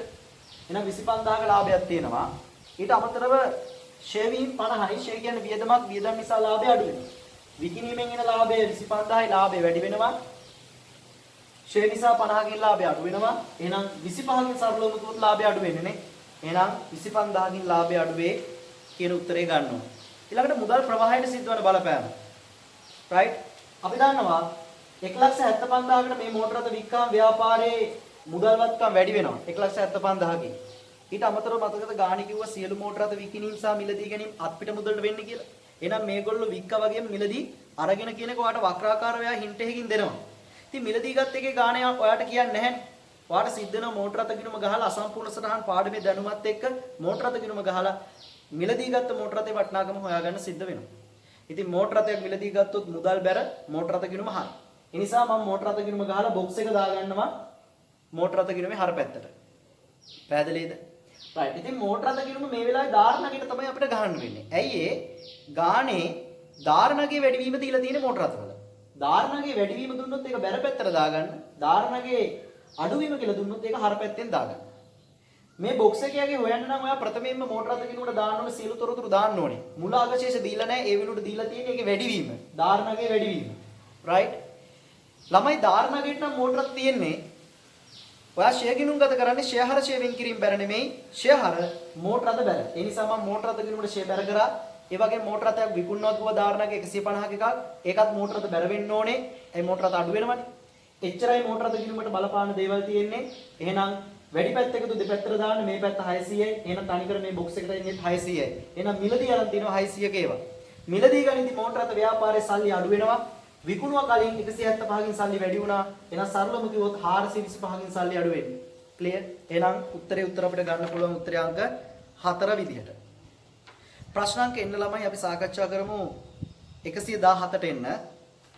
තනිවෙලද ව්‍යාපාරයක 2016 3.31 දිනෙන් අවසන් වර්ෂය සඳහා ශුද්ධ ලාභය 9,50,000ක් බව ගණනය කර ඇත. මෙම ලාභ ගණනයට අදාළව පහත කරුණු ඔබට ඉදිරිපත් කර ඇත. සංශෝධිත ශුද්ධ ලාභය වගින් අහන්න. රයිට්. මුලින්ම වැරදි ශුද්ධ ලාභය මම ලියාගත්තා මෙන්න. රයිට්. ඒ කියන එක බලන්න. විකිණීමේ හෝ අපසුවීමේ පදනම. මෙයාව පොඩ්ඩක් එක්සෑම් එකේ ටෙස්ට් කරන්න පුළුවන්. විකිණීමේ හෝ අපසුවීමේ පදනම කියන එක කොහේ හරි පොඩ්ඩක් ටෙස්ට් කරයි ළමයි. රයිට්. දැන් ගිණුම් වර්ෂය ඉවරනේ 2016 3.31. එයා කියනවා 2016 3.25 දවස් 5කට 6කට කලින් කියනවා විකිණීමේ හෝ අපසුවීමේ පදනම මත භාණ්ඩය අවලලු. ඒකේ ලකුණු කළ මිල රුපියල් ලක්ෂ 2යිලු. විකුණුම් මිලෙන් 120ක්ලු ලාභය තියෙන විදිහට මිල ලකුණු කරලා තියෙනවා. 2016 3.31 වෙද්දි වර්ෂය අවසන් වෙද්දි මේ තොගෙන් 150ක් විකුණලා. ලාභය ගණනය කිරීමේදී මේ ඔක්කොම මගේ හරිලාලු. මෙහෙමනේ ළමයි. විකුණුම් මිල ලක්ෂ 2යිනේ. ඒකෙන් කීයක් විකුණලා කියනවාද වර්ෂය අවසන් වෙද්දි 150ක්. ඒ කියන්නේ ලක්ෂයක්. ඔයා ඉගෙනගෙන ඇති නේද පුංචි කාලේ 12 වසරේදී විකිණීමේ හෝ අපසුවීමේ පදනම මත භාණ්ඩ යවුවාම එම යවුව භාණ්ඩවල විකුණුම් වටිනාකම විකුණුම් ආදායමක් විදිහට ගිණුම් ගත කරන්න අයිතියක් දෙන්නේ ඒව විකුණලා නම් ඒ අතරමැදියා කස්ටමර්ට. මොකද අපි විකිණීමේ අපසුවීමේ පදනම මත භාණ්ඩ යවන්නේ අතරමැදියන්ටනේ. අතරමැදියා ඒ භාණ්ඩ කස්ටමර්ට විකුණුවා නම් ඒ විකුණුපු ටිකේ වටිනාකම පමණයි අපිට ආදායමක් විදිහට හඳුනා ගන්න දෙන්නේ. එතකොට ළමයිනේ මේගොල්ලෝ කියනවා 150ක් වික්කලු. ඒව ගැන කිසිම ගිණුම්ගත කිරීමක් නැහැලු. එහෙනම් ලක්ෂ දෙකෙන් 150ක් වික්ක කියන්නේ ලක්ෂයක් විකුණලා ඒක ගිණුම්ගත කරලා නැහැ. ලක්ෂය කියන්නේ විකුණුම් ආදායමක්. එහෙනම් විකුණුම් ආදායම නිසා ලාභය වැඩි වෙන්න ඕනේ. ඒක විකුණුම් වලට එකතු කරා. මේ විකුණුම් වගේ ලාභයට එකතු කරා. පැහැදිලි? ඉගෙනගෙන තියෙනව නේද විකිණීමේ අපසුවීමේ පදනම මත භාණ්ඩ යවුවාම විකුරුපු නැති තෝගේ පිරිවැය අවසන් තෝගයට ගෙනියන්න ඕනේ. ඉතින් අපි දන්නවා මේ ගානේ වික්ක ලක්ෂක භාණ්ඩ ලක්ෂක භාණ්ඩ වික්කේ නැහැ. ඉතින් ඒ වික්කේ නැති ලක්ෂය පිරිවැය හොයාගමු. ඒ ලක්ෂයෙන් 120ක් නෙලාභේ. ඒ ගානේ කියනවනේ ලාභය විකුණුම් මිලෙන් 120ක් කියලා. ඒතර වික්කේ නැත්තේ ලක්ෂක භාණ්ඩනේ. එහෙනම් ඒකෙන් 120ක් කීයද? 20000යි. ලක්ෂයෙන් 120ක් 20000යි. එහෙනම් පිරිවැය කීයද? 80000යි. තේරුණානේ? මොකද විකුණුම් මිල හැදෙන්නේ පිරිවැය දන ලාභය සමානයි විකුණුම් මිලනේ. එතකොට විකුණුම් මිල ලක්ෂයයි. ලාභය 20000යි නම් පිරිවැය 80000යි. නා 80000ක පිරිවැයක් වූ භාණ්ඩ දැන් ඉතිරිද නැද්ද? ඉතිරි. විකිණලා නැහැනේ. ඒක අපි අවසන් තෝගයට දාන්නවා. අවසන් තෝගයට දාද්දි මොකද වෙන්නේ? විකුණුම් පිරිවැය වල දැන්ට දාන්නේ. ඔයා දන්නවා අවසන් තෝගයට දාද්දි අවසන් තෝග වැඩි වෙලා විකුණුම් පිරිවැය අඩු වෙනවා. විකුණුම් පිරිවැය අඩු වෙද්දි ලාභය වැඩි වෙනවා. අන්නේ 80000න් ලාභය වැඩි කරන්නත් ඕනේ. පැහැදිලිද? අපි මොකද කරේ? විකිණීමේ අපසුවීමේ පදනම මත භාණ්ඩ යවලා. ව්‍යාපාරයේ අතරමැදියන්ට. ඒ අතරමැදියෝ 150ක් වික්කලු. ඒව එකක්වත් ගිණුම්ගත වෙලා නැහැනේ. එහෙනම් වික්ක ටිකේ විකුණුම් ආදායම 200න් 150ක් 100යි. ඒක අපි ලාභයට එකතු කරා. මොකද ආදායම නිසා ලාභෙ වැඩි වෙනවා. ඊට පස්සේ කියනවා විකුණුපු නැති ටිකේ. ඒ කියන්නේ 100ක් වික්ක තව 100ක් වික්කේ නැහැ. ඒ ටිකේ පිරිවැය. පිරිවැය කීයද? 80000යි. ඒක අවසන් තෝගයට ගේන්න ඕනේ. අවසන් තෝගයට ගේනවා කියන්නේ විකුණුම් පිරිවැය වෙන තැනට ගේනවා කියන එක. විකුණුම් පිරිවැය මොකද වෙන්නේ අවසන් තෝගයේ දාද්දි? විකුණුම් පිරිවැය අඩු වෙනවා. අඩු වෙලා ලාභය වැඩි වෙනවා. ඒ නිසා සංශෝධනය කරන්නේ ඒක එකතු කරා. ක්ලියර්? ඊට පස්සේ කියනවා 16 7යි 1 දින කල්පිරණ 60000ක වාර්ෂික රක්ෂණ ඔප්පුවේ මුළු වගේම වියදමක් කියලා හඳුනගෙන. ගිණුම් වර්ෂය ඉවරනේ 16 3යි 31 නේ. 16 7යි එකෙන් කල්පිරණ කියන්නේ තව වැඩිපුර මාස කීයක් තියෙනවද? 3ක්. ඒ වැඩිපුර මාස 3ටත් එක්ක අදාළ වාර්ෂික රුපියල් 60000ක වගේ වියදමක් විතර හඳුනාගෙන. මාස 9ක් විතරනේ අපිට ගන්නයි තියෙන්නේ. ඇයි 2016 7යි එක කල් පිරෙනවා කියන්නේ ගිණුම් වර්ෂ ඉවරනේ 16 3යි 31. එතන ඉඳන් 4 5 6 මාස 3ක් වැඩිපුර තියෙනවා අනාගතේට. ඒ තුනේ යගියත් එක්ක මුළු රුපියල් 60000 වියදමක් විතර හඳුනාගෙන. වැඩේ වැරදීනේ. ඒ කියන්නේ වැඩිපුර මාස 3කට හඳුනාගෙන. වියදම් වැඩිපුර හඳුනගන්න ලාභය අඩු වෙනවා. එහෙනම් නිවැරදි කරන ලාභයට ඒ වැඩිපුර හඳුනගත්ත ටික එකතු කරන්න ඕන. ක්ලියර්? ඉතින් වැඩිපුර හඳුනගත්ත ටික කොහොමද හොයන්නේ? 60000 බෙදන්න 12න් වැඩි කරන්න මාස 3යි. ක්ලියර්? එතකොට ආඩ උත්තරේ 15ක්. ඒකත් අපි ඒකට එකතු කරා. එහෙනම් නිවැරදි උත්තරේ 1145යි. උත්තරේ උත්තරාංක 1. C කියන කතාවේ කියන්නේ ළමයි අර ඉහත ශුද්ධ ලාභය ගණනය කිරීමේදී භෞතික තොගය ඇතුළත් කර තිබෙන්නේ. ළමයි එහෙම කිව්ව නිසා තමයි අපි අර අවසන් තොගය මෙතනට ඇත්තටම එකතු කරේ අර විකිනිලා නැති තොගය විදිහට. මොකද භෞතික තොගය දැම්මා කියන්නේ අවසන් තොග ගණනය කරන්න નિરાයාසයෙන්ම මේ 80 මගහැරිලා ඒ කාලේ තිබ්බේ. ඒක නිසාම තමයි මම මේක මෙතනට එකතු කරේ. ඉතින් ඒක එක්සැමිනර් කියන්න ඕනෙත් නෑ ළමයි. ඔතන ඔය භෞතික තොගය 400ක් ඇතුළත් කරා කියලා ඔයාට දීලා තියෙන වෙන මොකුත් නෙමෙයි. භෞතික තොගය කියන්නේ ගබඩාවේ තියෙන තොගය. ගබඩාවේ තියෙන තොගය දැම්මොත් අවසන් තොගයට નિરાයාසයෙන්ම රතරමැදියු ගාව විකිනලා නැති ඉතිරි තොගය අපි අතින් මගහැරෙනවා. ඉතින් අපි දැන්ටමත් ඒක නිසා තමයි ඒක ඇඩ්ජස්ට් කරේ මෙතනට 80 එකතු කරලා. ඉතින් අර ඒක නිකන් දීලා තියෙන ළමයි භෞතික තොගය 400 කියන එක පොඩි හින්ට් එකක් එනවා. මේක ඔයා වෙනම ගලපන්න ඕනි කියන එක තමයි එතන හින්ට් එකෙන් එන්නේ. ඒක අවශ්‍යත් නැහැ ගානේ දෙන්න. කොහොමත් ওই විදිහට තමයි නෝමල් ගිණුම් ගත කරන්න ඕනේ. ප්‍රශ්නක් 114ට එන්න. එක්තරා භාණ්ඩයක් අලෙවි කරන ව්‍යාපාරයකට පහත් තොරතුරු අදාළ වේ. වර්තමාන විකුණුම් වලින් 120ක් වන ආරක්ෂකාන්තිකයේ රුපියල් ලක්ෂ 2යිලු ලාභ පරිමාණුපාතය කියන්නේ දායක විකුණුම් අනුපාතයේ 120යිලු අනිකුත් සාධක නොවෙනස් ප්‍රතිවේදී වර්තමාන විකුණුම් 130කින් අඩු වුණොත් ලාභේ නැත්නම් අලාභේ කොච්චරද කියලා අහන්න. රයිට්. ඉතින් එයා අහන්නේ ළමයි වර්තමාන විකුණුම් 130කින් අඩු වුණොත් ලාභේ හොවා ලාභේ. ඒතකොට ඔයාලට මුලින්ම සිද්ධ වෙනවා වර්තමාන විකුණුම් ටික හොයාගන්න. මෙහෙමනේ. දාන කියනවා නේද වර්තමාන විකුණුම් වලින් 120ක් කියලා ආරක්ෂකාන්තිකේ. වර්තමාන විකුණුම් x නම් ඒකෙන් 120ක් ළු ආරක්ෂකාන්තිකේ. එහෙනම් මම ලියාගත්ත වර්තමාන විකුණුම් x නම් ඒකෙන් 120ක් නෙමෙයිද ආරක්ෂකාන්තිකේ ලක්ෂ දෙක. එහෙනම් අපිට මේකෙන් x සුළු කරගන්න බැයිද? මේ විදිහට ඇවිල්ලා x සමානයි කීයක් එනවද? ලක්ෂ 10ක් එනවා. මිලියනයක්. මෙන්න වර්තමාන කවුද? විකුණුම්. වර්තමාන විකුණුම්. රයිට් වර්තමාන විකුණුම්. පැහැදිලිද? රයිට්. ඉතින් ළමයි දැන් මේ වර්තමාන විකුණුම් 130කින් අඩු වෙනවා කියනවනේ. 130කින් අඩු නම් ලාභයට සිද්ධ වෙන බලපෑම යහන්න. ඉතින් මෙහෙමයි. ඔයාට මතක ඇතිනේ ලාභය හොයන්න නම් ඔයාට අනිවාර්යෙන් ස්ථාවර පරිවැය පැහැ. මොකද අපි දන්නවා විකුණුම් වලින් විචල්්‍ය පරිවැය අඩු කරලා නේද දායකය ගන්න. දායකෙන් ස්ථාවර පරිවැය අඩු කරලා නේද ලාභය ගන්න. මේ ගාන ස්ථාවර පරිවැය දීලා තිබ්බේ නැහැනේ. ඒ නිසා අපි ස්ථාවර පරිවැයත් පොඩ්ඩක් හොයාගමුද. එතකොට තමයි අපිට ලේසි ළමයි ලාභය හොයන්නේ. රයිට්. මෙහෙමයි ස්ථාවර පරිවැය හොයාගන්න වෙන්නේ මෙන්න මෙහෙම. හරි. දැන් අපි දන්නවා වර්තමාන විකුණුම් කීයද? මිලියනයයි ලක්ෂ 10යි. දායක විකුණුම් අනුපාතය නැත්නම් ලාභ පරිමාණ අනුපාතය කියන්නේ ඒක 120ක්. ඒකෙන් 120ක් ගන්න. මේ ඇවිල්ලා දායකේ. අපි දන්නවා දායකයෙන් ස්ථාවර පරිවැය අඩු කරපුවාම නේද ශුද්ධ ලාභෙන්නේ. රයිට්. මේ අපි දන්නනේ මුළු දායකයෙන් කාවද අඩු කරන්න ඕනේ ස්ථාවර පරිවැය. අඩු කරෙන් පස්සේ එන්නේ කවුද? ශුද්ධ ලාභෙන්නේ. හැබැයි දැන් ප්‍රශ්නේ තියෙන්නේ අපිට අවශ්‍ය දැන් කාව හොයාගන්නද? TFC නැත්නම් ස්ථාවර පරිවැය.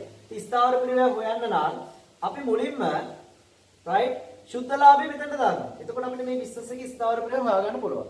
රයිට්. ඉතින් ඒක කරන්නේ මෙහෙමයි. ළමයා ගාණි කිව්ව නේද ආරක්ෂක ආන්තිකයේ එක්තරා තැනක රුපියල් ලක්ෂ 2යි කියලා. ඔය ආරක්ෂක ආන්තිකයේ වටිනාකම හොයන්නේ මෙන්න මේ සූත්‍රයෙන් නෙමෙයි. ශුද්ධ ලාභයේ බෙදීම දායක විකුණුම් අනුපාතය. රයිට් බලන්න ඔයාලගේ නෝට් කියවලා. ශුද්ධ ලාභයට x දාගන්න. දායක විකුණුම් අනුපාතය 120යිනේ. 20 බෙදීම වැඩි කිරීම 100. 100ට 20 කොහොමද දාන්නේ? 20 බෙදීම වැඩි කිරීම 100. සමානයි ආරක්ෂක ආන්තික අපි දන්නවා ලක්ෂ 2යි. ඔයා x සුළු කරලා බලන්න. x ඒ ළමයි 40.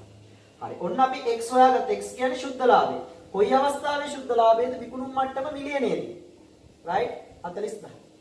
එහෙනම් දැන් අපිට බිස්නස් එකේ ස්ථාවර පරිවැය හොයාගන්න බැයිද? පුළුවන්. ලක්ෂ 2කින් 1 ලක්ෂ 60000ක් අඩු කරොත් නෙමෙයිද ළමයි ශුද්ධ ලාභෙන්නේ? එහෙනම් මේ බිස්නස් එකේ ස්ථාවර පරිවැය 1 ලක්ෂ 60000. දැන් ඔයාගෙන් අහන්නේ මොකද්ද? වර්තමාන විකුණුම් මෙන්න මේ මිලියනය 130කින් අඩු වුණොත් මිලියනේ 130ක් කීයද? ලක්ෂ 3යි. ලක්ෂ 3ක් අඩු වුණාම එහෙනම් කීයද එන්නේ? ලක්ෂ 7ක් එනවා. එහෙනම් වර්තමාන විකුණුම් මිලියනේ 130ක් අඩු වුණාම එහෙනම් ලක්ෂ 3ක් අඩු වුණාම එහෙනම් ලක්ෂ 7කදී ලාභෙන වගේ අහන්නේ. ඉතින් ඕන වෙලාවක ලාභය හොයන්නේ කොහොමද? කලින් කරා වගේම 10කින් ස්ථාවර පෙර අඩු කරා. ඉතින් මේකෙන් 10කින් ගමු. 10කින් ගානේ 10 විකුණුම් අනුපාතයේ 120යි නේ ලාභ පරිමාණ අනුපාතය. ලක්ෂ 7න් 120ක් ඔයාලට 1,40,000. මුළු 10කින් 1,40,000. ස්ථාවර පෙර අඩු කරන්න. ඒක වෙනස් වෙන්නේ නැහැ. 1,60,000යි. 10කින් විශාල ස්ථාවර පරිවයක් අඩු කරනවා. එතකොට එනවා ඍණ 20000යි. මෙන්න සුද්ධ අලාභය ඔයාට ආවා 20000ක්. ඒ නිසා අපිට ගන්න වෙන්නේ අලාභය උත්තර අංක 1 114ට. ප්‍රශ්නාංක එන්න ළමයි 118. ව්‍යාපාර ආයතනයක් විසින් මිලදී ගැනීමට යෝජිත යන්ත්‍රයකට පහත දත් අදාළ වේ. මූලික ආයෝජනය දීලා සුද්ධ ලාභයන් දීලා තියෙනවා. ඒ සුද්ධ ලාභය තුල ස්ථාවර ෂේ තියෙනවලු 20000. ළමයි ගණන් හදන්නවට මුදල් ප්‍රවාහයනේ ඕනේ.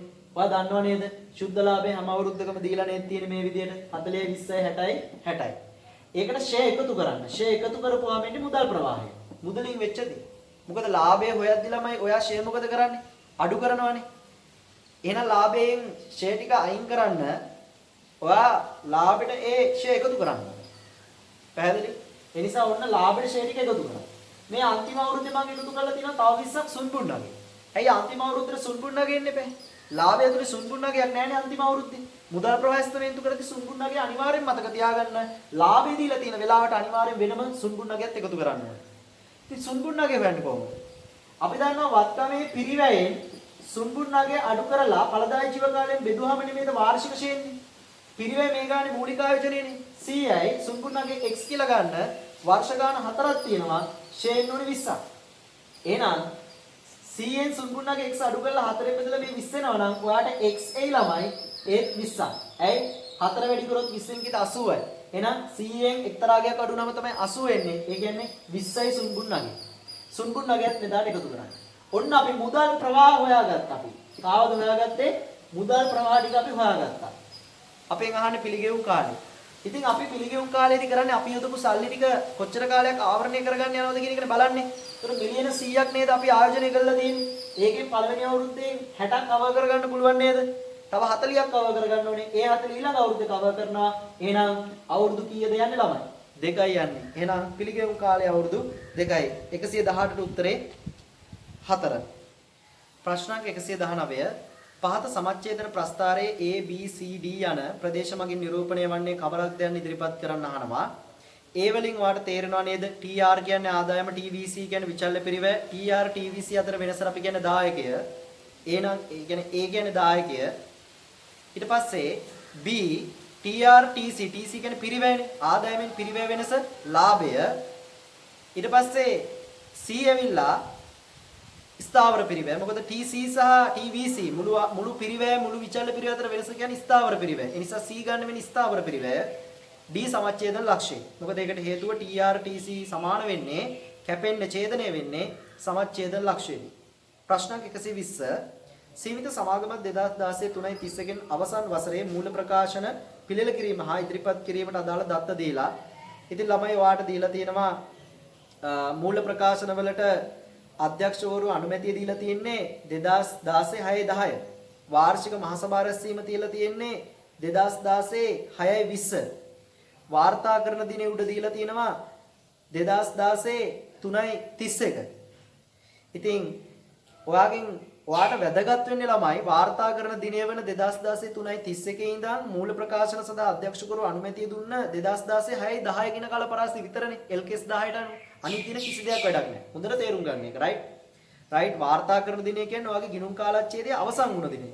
එදා ඉඳන් ඒ ගත වෙච්ච වර්ෂය වෙනුවෙන් හදන මූල ප්‍රකාශන වලට ඩිරෙක්ටර්ස්ලා අධ්‍යක්ෂකවරු අනුමැතිය දෙන දිනයක් තියෙනවනේ. දැන් 3:31 තමයි ඔයාගේ ගිණුම් වර්ෂය ඉවර වෙන්නේ. එදාට අපි කියන වාර්තාකරණ දිනය. එදාට තමයි මූල ප්‍රකාශන හදන්න ගන්නේ ගත වෙච්ච වර්ෂයට. එදා ඉඳන් මූල ප්‍රකාශන හදලා ඒවට අනුමැතිය දීලා අධ්‍යක්ෂකවරු 6:10. ඒ පරාසයට අපි කියනවා මොකද්ද වාර්තාකරණ දිනට පසුබිමින් සිද්ධ වෙන කාලච්ඡේදය. ඒකේ සිද්ධ වෙන සමහර දේවල් අර ගත වෙච්ච වර්ෂය වෙනුවෙන් හදන මූල ප්‍රකාශන වලට දාන්න පුළුවන් තව තවත්. රයිට් අර ඒ කාල සීමාව ඇතුළේ සිද්ධ වෙන සමහරක් ගනුදෙනුවා සිද්ධීන් අර හදා ඉන්න මූල ප්‍රකාශන වල අපිට දාන්න පුළුවන් පරණ අවුරුද්ද වෙන්නේ. ඒවට අපි කියන්නේ ගලපන සිද්ධි. දාන්න නැත්තම් නොගලපන සිද්ධි. පැහැදිලිද? ඉතින් මෙයා ඒ පරාසය හෝ කොහොම හරි ගණතුරු ටිකක් දීලා අර වගුව සම්පූර්ණ කරන්න කියන්නේ. දැන් මුලින්ම කියන්නේ මොකද්ද? ඒවල 2016 5යි 20 පරාසයට අයිති නේද? ඇයි 3යි 31 ඉඳන් 6යි 10 කියන පරාසෙන වෙන්නේ? 5යි 20 දින වාර්තා කරන දිනට සිටි. ඒ කියන්නේ වාර්තා කරන දිනේ කියන්නේ 3යි 31 වෙනිදානේ. එදාට හිටි ප්‍රමාණාත්මක නායකයෙක් තිබුණත් වෙනවා. ඕක අපි මොකද කරන්නේ? ගලපන සිද්ධියක් නේ. රයිට් එහෙනම් අර වගුව කොහොමද අපි කරන්නේ?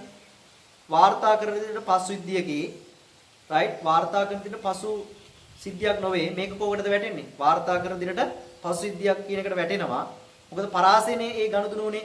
එහෙනම් ඒ දාන්න පළවෙනි වගුවට දෙවෙනි බොක්ස් එකට දාන්න බෑ ඉරක් ගහන්න. ඊට පස්සේ ගලපනවද නොගලපනවද? මේක ගලපනවා. අපි ගලපන්නේ මොනවද? පෙර වර්ෂයත් එක්ක ඒ කියන්නේ වාර්තා කරන කාලච්ඡේදයත් එක්ක සම්බන්ධයක් තියෙන දේවල්. සාක්ෂි සපයන ගණතුන. මේ ණයගැතියා වාර්තා කර දිට හිටිය ණයගැතියෙක්. ඒ කියන්නේ ගිය වර්ෂයට දාන ණයගැතියෙක්. එයා බොන්නත් වුණාම ඒ බොල් ණය ඒ හානි කරන ලාභවි හරබැර විදිහට ගිණුම්ගත කරන්න ඕනේ. හානි කරන ලාභ වියදම් අර ණයගැති පාලන වැර කියලා. තේරුණාද? එතකොට මේක වාර්තා කර දෙන්න පස්විද්‍යක්. ඇයි ඒ කාල පරාසය වෙන්නේ? මේක අනිත් පැත්තෙන් ගලපනවා. මොකද පෙර වර්ෂයත් එක්ක සම්බන්ධයක් තියෙනවා. පැහැදිලි? B 4යි 20 දින හරිනේ පරාසයට අයිති වාර්තා කරන දිනට උපචිත ලෙස ගිණුම්ගත කළ සේවක වේතන ගෙවීම. 2016 4යි 20 දින වාර්තා කරන දිනට උපචිත ලෙස ගිණුම්ගත කළ සේවක වේතන ගෙවීම. ළමයි හොඳට මතක තියාගන්න මේක පරාසයට අයිති තමයි. නමුත් ළමයි මේක අපි වාර්තා කරන දිනට පසුබිමක් විදිහට අපි ගන්නෙ නැහැ. ඒකට හේතුව ළමයි ඒ පරාසයේ මේ සිද්ධිය සිද්ධ වුණත් මේවා ළමයි එදිනෙදා වෙන ගනුදෙනු. සේවක වැටුප් ගෙවන එක, භාණ්ඩ මිලදී ගන්න එක, භාණ්ඩ විකුණන එක, විදුලි බිල් ගෙවන එක මේවා එදිනෙදා වෙන ගනුදෙනු. අපි මේ පරාසයේ ගන්නේ සුවිශේෂී ප්‍රමාණාත්මක ගනුදෙනු හසිද්දී. දැන් කලින් එක අපිට සුවිශේෂී දෙයක් නේ. බොල් නැහැ හැමදාම වෙනද? නෑනේ. ඒක කාලයකට සැරයක් නේ. ඒක කලාතුරකින් බොල් නැයක් වෙන්නේ. ඒ නායකයා මිය ගියොත් එයා බුන්නත් වුණොත් ඒ වෙලාවටනේ. හැමදාම මේ බුන්නත් වීම බොල් නැහැ කියන එක නෑනේ. ඒකට ඒක සුවිශේෂී කෙනෙක්. නමුත් මේ සේවකීන්ට වැටුප් ගෙවන එක හැමදාම වෙන දෙයක්. එතකොට එයා වාර්තා කරන දින පසුවිදීමක් විතර අපි ගන්නෙ නැහැ. අර කාලපරාසයේ හිටියා. එතකොට එයා වාර්තා කරන දින පසුවිදීමක් නොවේ. මතක තියාගන්න B වාර්තා කරන දින පසුවිදීමක් නොවේ. එතකොට B කියන එක දාන්නේ ඒ තීරුවට අර අනිත් කිසිම තීරුවකට මෙයා එන්නේ නැහැ. මොකද වාර්තා කරන දින පසුවිදීම් පමණයි ගලපන නොගලපන විදිහට අපි වර්ග කරන්නේ. මෙයා මේ ප්‍රමිතියට අයිති වෙන්නේ නැහැ. වාර්තා කරන දින පසුවිදීමක් නෙමෙයි. ඊළඟට 2016 5යි 15 දින නව කාර්යාල සංකීර්ණයේ ඉදිකිරීමට මිලියන 500ක ඉදිකිරීම් ගිවිසුමකට අත්සන් කිරීම. ඒක සුවිශේෂී දෙයක්. මේ පරාසය වෙච්ච සුවිශේෂී දෙයක් නේ. වාර්තා කර දෙන්න පසුවිදීමක්. මොකද මේ ගිවිසුම් ගාන එක හැමදාම වෙන්නේ නැහනේ. හැබැයි මේක නොගලපන සිද්ධියක්. මොකද කලින් අවුරුද්දේ මේවා ගැන කිසිම සාක්ෂියක් තිබ්බේ නැහනේ. ගාණි කියන්නේ නැහනේ කලින් අවුරුද්දේ මේවා සාකච්ඡා කර කර හිටපු මේ ගිවිසුමක් කියලා. මේක එකපාර මේගොල්ලෝ කතා වෙලා මේ දිනේම එකපාරම මේ ගිවිසුම අත්සන් කරන්නේ නැති. එතකොට කලින් වර්ෂයත් එක්ක මේක සම්බන්ධයක් නැහැ. ඒ නිසා මේක නොගලපන සිද්ධියක්. එහෙනම් C දාන්න ඕනේ කොහෙටද? වාර්තා කරන දෙයට පස්විද්‍යාවක්. ඒක හැබැයි නොගලපන සිද්ධියක්ුත් වෙනවා. 2016 6යි 15 2016 6යි 15 දින ප්‍රධාන ව්‍යාපාරික ගොඩනැගිල්ලක් ගිනිගෙන විනාශ වීම. 6යි 15 6යි 15 කියන්නේත් මේක වාර්තා කරන දිනට පසු සිද්ධියක් බවට පත් වෙන්නේ නැහැ. මොකද කාල පරාසය සම්පූර්ණ කරන්නේ නැහැ. ඒ නිසා එයාව දාන්න වාර්තා කරන දිනට පසු සිද්ධියක් නොවේ. ඒවා අපි කොහොමත් ගලපන නොගලපන කියලා වර්ග කරන්න යන්නේ නැහැ. හැමතිස්සෙම වාර්තා කර දෙන්න පසු සිද්ධීන් පමණයි ගලපන නොගලපන කියලා වර්ග කරන්න යන්නේ. ඒ ප්‍රශ්න එතනින් ඉවරයි. මේක LKS 10ට යටත් වෙන්නේ. right? ප්‍රශ්නක් 121 122ට එන්න. ව්‍යාපාර ආයතනයක් ඇගීමට ලක් කර ඇති ව්‍යාපෘති 3කට පහත දත් අදාළ වේ. A B C කියලා ව්‍යාපෘති තුනක් තියෙනවා. පිළිගෙවුම් කාලය දීලා, ව්‍යාපෘතියේ කාලය දීලා, සුද්ධ වර්තමාන අගය දීලා. තීරණ නිර්ණායක ආයෝජිත මුදල හැකිතාක් ඉක්මනින් අය කිරීම නම් තීරණ නිර්ණායක වෙන්නේ ආයෝජිත මුදල ඉතා ඉක්මනින් අය කර ගැනීම නම් ඔබ මේ ව්‍යාපෘති තෝරන අනුපිළිවෙල අහන්න. ඉතා ඉක්මනින් සල්ලි කවර් කරගන්න නම් ඔයා කොයි ක්‍රමයකද ඇප්ලයි කරන්නේ පිළිගෙවුම් කාලය. එතකොට C තමයි ඉතා ඉක්මනින් ඔයාට සල්ලි කවර් කරගන්න පුළුවන්. මොකද පිළිගෙවුම් කාලය අවුරුදු 2යිනේ. ඒතර C තමයි ප්‍රමුඛත්වය දෙන්න ඕනේ. ඊළඟට A ඊළඟට B. right? ඔයාගෙන් අහන්නේ තෝරන අනුපිළිවෙලනේ. එහෙනම් ඔයා මුලින්ම තෝරන්න ඕනේ C ඊළඟට A ඊළඟට B. ඊළඟට ප්‍රශ්නේ තීරණ නිර්ණායක වැඩිම ප්‍රතිලාභයක් හිමි කර ගැනීම නම් වැඩිම ප්‍රතිලාභයක්. right? එයා අහන්නේ තීරණ නිර්ණායක වැඩිම ප්‍රතිලාභයක් හිමි කර ගැනීම නම් මෙම ව්‍යාපෘති තෝරන අනුපිළිවෙල දක්වන්න. ඒක අපිට තීරණය කරන්න පුළුවන් සුද්ධ වර්තමානගේ පදනම් කරගෙන. මොකද සුද්ධ වර්තමානගේ වැඩිම අගය තමයි ලක්ෂ 4. ඒ කියන්නේ වැඩි ප්‍රතිලාභ ගන්න පුළුවන් කියන අර්ථය. B ඊළඟට A ඊළඟට C. ප්‍රශ්නාංක 122 ඉහත 121 දෙකෙහි ඔබ තේරු හොඳම ව්‍යාපෘතිය 121 එකෙහි හොඳම ව්‍යාපෘතිය නොසලකා හැර ක්‍රියාත්මක කිරීමට අධ්‍යක්ෂකරු තීරණය කරේ නම් ඊට පක්ෂව කරුණු දෙකක්. ඒ කියන්නේ ළමයි ඉහත 121 දෙකෙහි ඔබ තේරු හොඳම ව්‍යාපෘතිය. දෙකේ හොඳම ව්‍යාපෘතිය මොකද්ද? B නේ. ඔයාගෙන් ඊට පස්සේ කියනවා 121 එකෙහි හොඳම ව්‍යාපෘතිය නොසලකා ගන්න. 121 ප්‍රශ්නාංක 1 ඔයා හොඳමයි කියලා තීරණය කරේ මොකද්ද? C. ඒ C නැතුව දෙකේ කතා කරපු B හොඳයි කියලා ඔයා තෝරගත්තා නම් නැත්නම් අධ්‍යක්ෂකරු තීරණය කරා නම් ඒකට පක්ෂව හේතු දෙකක්. ඉතින් ඒ මොකද්ද?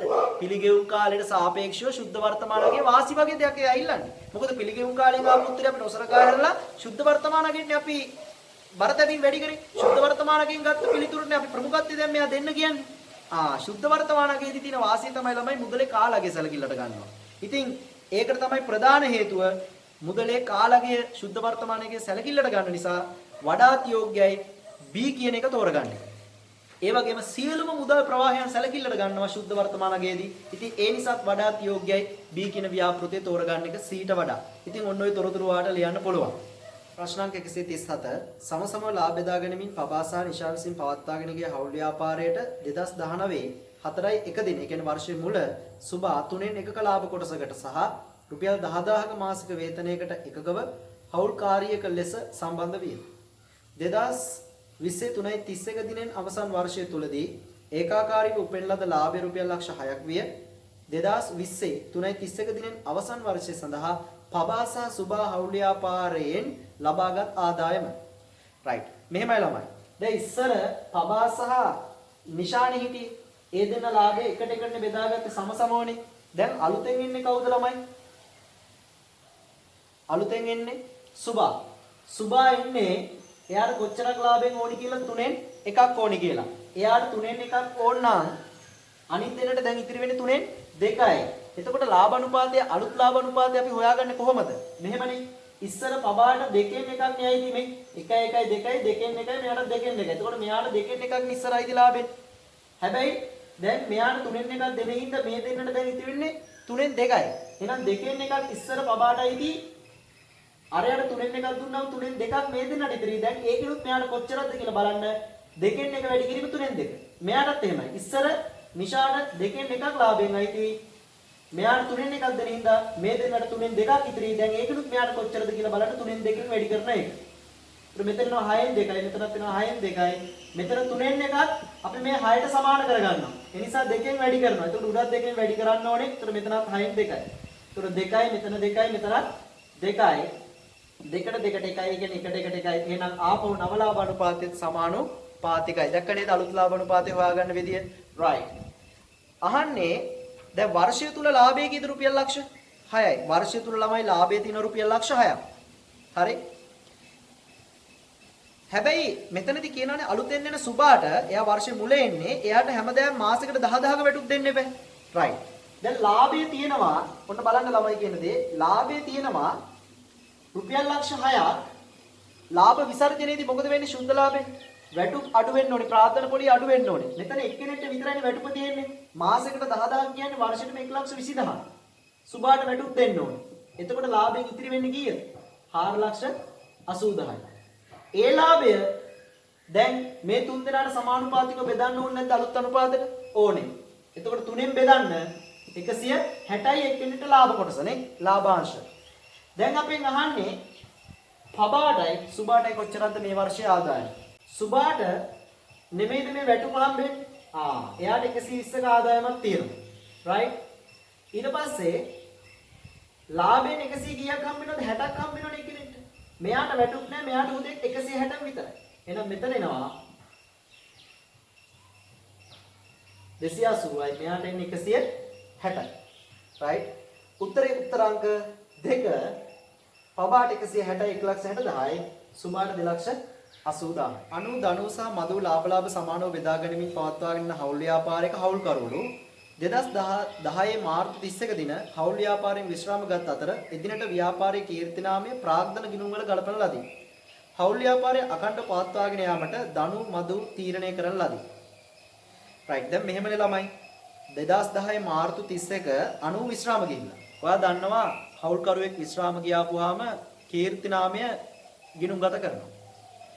කීර්තිනාමය ගිණුම් ගත කිරීමට පෙර සහ පසු ප්‍රාග්ධන ගිණුම් වල ශේෂ දීලා ධනු සහ මනුගේ. ධනුගේ වෙනස කීයද මනුගේ වෙනස කීයද බලන්න ගැලපීමට පෙර සහ පසු 40යි 10යි. දෙන්නම අඩු වෙලා නේද? සාමාන්‍යයෙන් අඩු තමයි වෙන්නේ ළමයි. හවුල් කරුවෙක් විශ්‍රාමයේදී කීර්තිනාමයේ ගිණුම් ගත කරපුවාම ඒ විශ්‍රාම යන එක්කෙනා හැර දැන් ඉන්න සෙට් එකේ ඉන්නේ. ඒ මිනිස්සුන්ගේ ප්‍රාග්ධනය අඩු වෙනවා ළමයි. අර කීර්තිනාමයේ ගලපන එකේ ප්‍රතිඵලයක් විදියට. ඒකයි මෙතන අඩු වෙලා තියෙන්නේ. මෙයා අඩු වෙලා 40කින්, මෙයා අඩු වෙලා 10කින්. ඔක්කොම දෙන්නගෙම කීයකින් අඩු වෙලා 50කින්. ළමයි මතක තියාගන්න හවුල් කරුවෙක් විශ්‍රාම ගියයින් පස්සේ ඉන්න හවුල් කරුවන්ගේ ප්‍රාග්ධනය අඩු වෙනවා නම් කීර්තිනාමයේ ගිණුම් ගත කරයින් පස්සේ ඒ අඩු වෙන වටිනාකම් වල එකතුව සමාන වෙනවා. රුපියල් 50ට මේ වෙලාවේ. ඒක ඇත්තටම සමාන වෙන්නේ මතක තියාගන්න විශ්‍රාම යන හවුල් කරුවේ කීර්තිනාම කොටසට මුළු කීර්තිනාමෙන් නෙමෙයි බිස්නස් එකේ විශ්‍රාම යන හවුල් කරුවේ කීර්තිනාම කොටස තමයි ඇත්තට මේ 50 කියන්නේ. ඉන්න දෙන්නගේ ප්‍රාග්ධනය අඩු වෙලානේ 40 ගුණුයි 10 ගුණුයි කීර්තිනාමේ ගැලපෙන් පස්සේ ඒ වෙනස ඒ එකතුව මෙතන 50යිනේ 50 කියන්නේ හැමතිස්සෙම මතක තියාගන්න විශ්‍රාමන එක්කෙනාගේ කීර්තිනාම කොටස. ඒක කොහොමද අපි ඍජුවම හෙව්වේ? මුළු කීර්තිනාමයේ x නම් එයාගෙන් ලාභානුපාතේ සමානුපාතය කියන්නේ ලාභානුපාත තුන් දෙනාටම තුන් දෙනෙකින් ඉඳ තුනෙන් එකයි. ඔන්න ඔහොම තමයි ඔය 50 ඩිරෙක්ට් අපි ගන්න ඍජුවම අපි හොයන්නේ. එහෙනම් අපිට x හොයන්න බැයිද? x කියන්නේ මොකද්ද? මුළු කීර්තිනාමනේ. ඒකෙන් අපි මේක බලන්න. එහෙනම් මෙයා කීයක් දෙන්න? 150යි. 1,50,000. එහෙනම් මුළු කීර්තිනාමයේ කීයද? 1,50,000. උත්තරේ උත්තරාංක 5. ප්‍රශ්නාංක 141 නිමල් සහ කමල් 3:2 අනුපාතයේ ලාභ බෙදා ගන්නා හවුල් කරුවලු right නව හවුල් කරුවෙකු වන අමල් ව්‍යාපාරයට බඳවගෙනලු 3න් 1ක ලාභයකට අහන්නේ හවුල් ව්‍යාපාරයේ නව ලාභ අනුපාතය කොච්චරද කියලා. ඉතින් කලිනුත් අපි මේ වගේ දෙයක් කරා ළමයි නිමලුයි right කමලුයි ලාභය බෙදාගෙන තියෙන්නේ 3ට 2ට. එතකොට මෙයාට පහෙන් 3ක් අයිති, මෙයාට පහෙන් 2ක් අයිති. අලුතෙන් බඳව ගන්නවා ළමයි. අමල් එයාට ලාභයට අයිතිලු 3න් 1ක් right. එහෙනම් මෙයාට 3න් 1ක් අයිති නම් දැන් මේගොල්ලන්ට අයිති වෙන්නේ 3න් 2යි. එහෙනම් පහෙන් 3 වැඩි කරන්න 3න් 2ෙන්. පහෙන් 2 වැඩි කරන්න 3න් 2ෙන්. මෙයා එහෙමම 3න් 1යි. මෙතන 3 අරක් 5 15යි 6යි. මෙතන 15යි 4යි. මෙතන 3න් 1නේ තියෙන්නේ. මේ 3ත් 15 කරගන්න 5න් වැඩි කරන්න. ඒතර 15 වෙනවා. උඩත් 5න් වැඩි කරන්න එතකොට 5යි. ඒතර මේ දෙපැත්තම මොකද වෙන්නේ? තුන් පැත්තම සමානයි. 15යි 15යි හරය ඔක්කොම. එහෙනම් 6ට 4ට 5යි. නව ලාභ අනුපාතය වෙන්නේ 6ට 4ට 5යි. ප්‍රශ්නාංක 142 හවුල් කරුවෙකු විශ්‍රාම යන අවස්ථාවේදී ඔහුට හිමි සම්පූර්ණ මුදල ව්‍යාපාරයට සැපයූ ණයක් ලෙස සැලකීමට එකතු වූයේ නම් ඒක වාර්තා කරන ජර්නල් සටහන. ඔයාලට මතකද ළමයි හවුල් කරුවෙක් විශ්‍රාමයේදී විශ්‍රාම යන දිනට ඔහුගේ අයිතිය මොකද කරන්නේ අපි? අපි ඒක උනේ කොහොමද පොඩ්ඩක් මතක් කරන්න. විශ්‍රාමයේදී හවුල් කරුවෙක් එයාගේ ජංගම ගිණුම මොකද කරේ? ජංගම ගිණුමේ බැලන්ස් එක අපි ප්‍රාග්ධන ගිණුමට මාරු කරා. ඊට පස්සේ එයාට දෙනවා නම් කීයක් හරි සල්ලි වලින් හරි වාහනයකින් හරි මොනවා හරි දෙනවා නම් එයාට ඒ ටිකකින් අඩු කරානේ ප්‍රාග්ධන ගිණුමෙන් කැපුවානේ. කපලා ඉතිරි වෙන ප්‍රමාණය අපි යාට තවත් දෙන්න තියෙනවා නම් ඒක ණය මුදලක් විදිහට සලකනවානේ. අන්නේ ණය මුදලක් විදිහට සලකන්නේ ගිණුම් ගත කරන විදිහ ඉල්ලන්නේ. ප්‍රාග්ධන ගිණුම හර ණය ගිණුම බැර. පැහැදිලි? එනම් ඔයා ලියන්න ඕනේ මොකක්ද ඉස්සරහන? ප්‍රාග්ධන ගිණුම හර ණය ගිණුමයි බැර. ප්‍රශ්නාංක 143 ධනුක විජිතහා පියල් පිළිවෙලින් 2003ට 2ට එක අනුපාතයට ලාභ බෙදාගෙන මේ පවත්වාගෙන යා හවුල් ව්‍යාපාරයෙන් 2023 දින පියල් විශ්‍රාම යන ලදී. විශ්‍රාම ගැනීමේදී ගැළපීම් කිසිවක් සිදු කිරීමට පෙර 2023 දිනට පියල්ගේ ප්‍රාග්ධන ගිණුමේ බැරහා ජංගම ගිණුමේ හරශේෂ පිළිවෙලින් මෙන්න මෙච්චරයිලු. විශ්‍රාම ගැනීමේදී පියල් විසින් පවරාගත් ලී බඩු වල පිරිවැය සමුච්චේෂය පවරාගත් වටිනාකම් 40000යි 24000යි 30000යි. ව්‍යාපාරයේ විසින් තවදුරටත් ගෙවිය යුතු පියල්ගේ හිමිකම කොච්චරද අහනවා. සහ ලාභයට සිදු බලපෑම. right. ඉතින් ළමයි මෙහෙමයි. ඔයා දන්නවා විශ්‍රාමයේදී දිනට එයාගේ ජංගම කිරුම විශේෂය ප්‍රාග්ධන කිරුමට මාරු කරන්න ඕනේ. එතකොට ප්‍රාග්ධන කිරුම විශේෂය දැනට 100ක් තියෙනවා. නමුත් ජංගම කිරුම විශේෂය ප්‍රාග්ධන කිරුමට මාරු කරද්දී සාමාන්‍ය එකතු වෙන්නේ. නමුත් මෙතනදී අඩු වෙනවා. හේතුව ජංගම කිරුමේ හරශේෂයක් එනම් ඍණ ශේෂයක් එයාගේ තියෙන්නේ. ඒ නිසා මෙතනින් අඩු කරාම තවත් එයාට 80ක් දෙන්න තියෙනවා. එයා ගෙදර යද්දී ඒකෙන් කීයක්වත් සල්ලි අරන් යන්නේ නැහැ. ඒ වෙනුවට ව්‍යාපාරය විසින් මොනවද දෙන්නේ? සල්ලි වෙනුවට ලී බඩු ලබා දීලා තියෙනවා. ඒ දෙන ලී බඩු වල පැවරුම් වගේ 30000ක් කියලා කියනවා. එහෙනම් තවත් එයාට දෙන්න තියෙන ළමයි රුපියල් 50000යි. මතක තියාගන්න පැවරුම් වගේ අපිට ඕන වෙන්නේ. මෙන්න මේක තමයි එයාට තවදුරටත් විශ්‍රාම යන දිනට එයාට ගෙවන්න තියෙන හිමිකම. ක්ලියර්? ඉතින් රුපියල් 50000යි. මේකෙන් වෙච්ච ලාභය තමයි ළමයි අර ලී බඩු ටික පැවරීමෙන් එන ලාභය. රයිට්? මේ පවරන ලී බඩු වල පිරිවැය 40000යි, ඒවැ සමුච්චීෂය 24000යි, එහෙනම් ධාරණගේ පවරන දිනට 16000යි. ඒක පවරන්නේ හවුල්කරුට 30000කට. එහෙනම් ව්‍යාපාරික ලාභයක් තියෙනවා 14000ක. ඒක වෙනත් ආදායමක්. රයිට්? ඔය වගේ දෙයක් ළමයි සමාගමේ මේ හවුල් ව්‍යාපාරවල ගැළපෙන්නට උනත් එන්න පුළුවන්. පැහැදිලිද මම කියන එක? රයිට්. ප්‍රශ්නක් 144. ඔයාට ළමයි හිමිකම් වෙනස් වීමේ ප්‍රකාශයක් දීලා ඔයාගෙන් අහනවා ඒ ගනුදෙනු ටික විස්තර කරන්න. ඒ මොකද්ද? රඳවාගත් තිපීම් වලින් රුපියල් 500ක් පොදු සංචිතයට මාරු කර ඇත. B ප්‍රසාදන එකතුවක් කළා රුපියල් 500කනේ ප්‍රසාදන එකතුවක් කළා. එතකොටනේ සංචිත අඩු කරලා සාකෝ වලට එන්නේ ළමයි. රුපියල් 500ක ප්‍රසාදන එකතුවක් සිදු කරලා සංචිත භාවිතා කරමි. C කොටස් නිකුතුවක් කරලා තියෙන්නේ හුදෙක් මුදල් වලටයි සාමාන්‍ය කොටස් ප්‍රාර්ථනය වැඩි වෙලානේ. රයිට් එහෙනම් රුපියල් 500ක කොටස් නිකුතුවක් සිදු කිරීම. ඊළඟට D කියන්නේ මුළු විස්තීර්ණ ආදායම. මොකද මුළු විස්තීර්ණ ආදායම තමයි අපි ප්‍රත්‍යාගන සංචිත තීරුවට සහ පිළිවෙලින් රඳවාගත් තිපියුම් තීරුවට අපි දාන්නේ. රයිට්?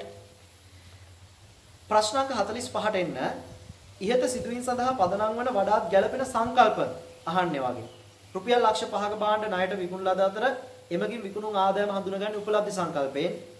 ඉහත ණයගැතියන් සඳහා අඩමාන වෙන් කිරීම ආරක්ෂණ සංකල්පයෙන්.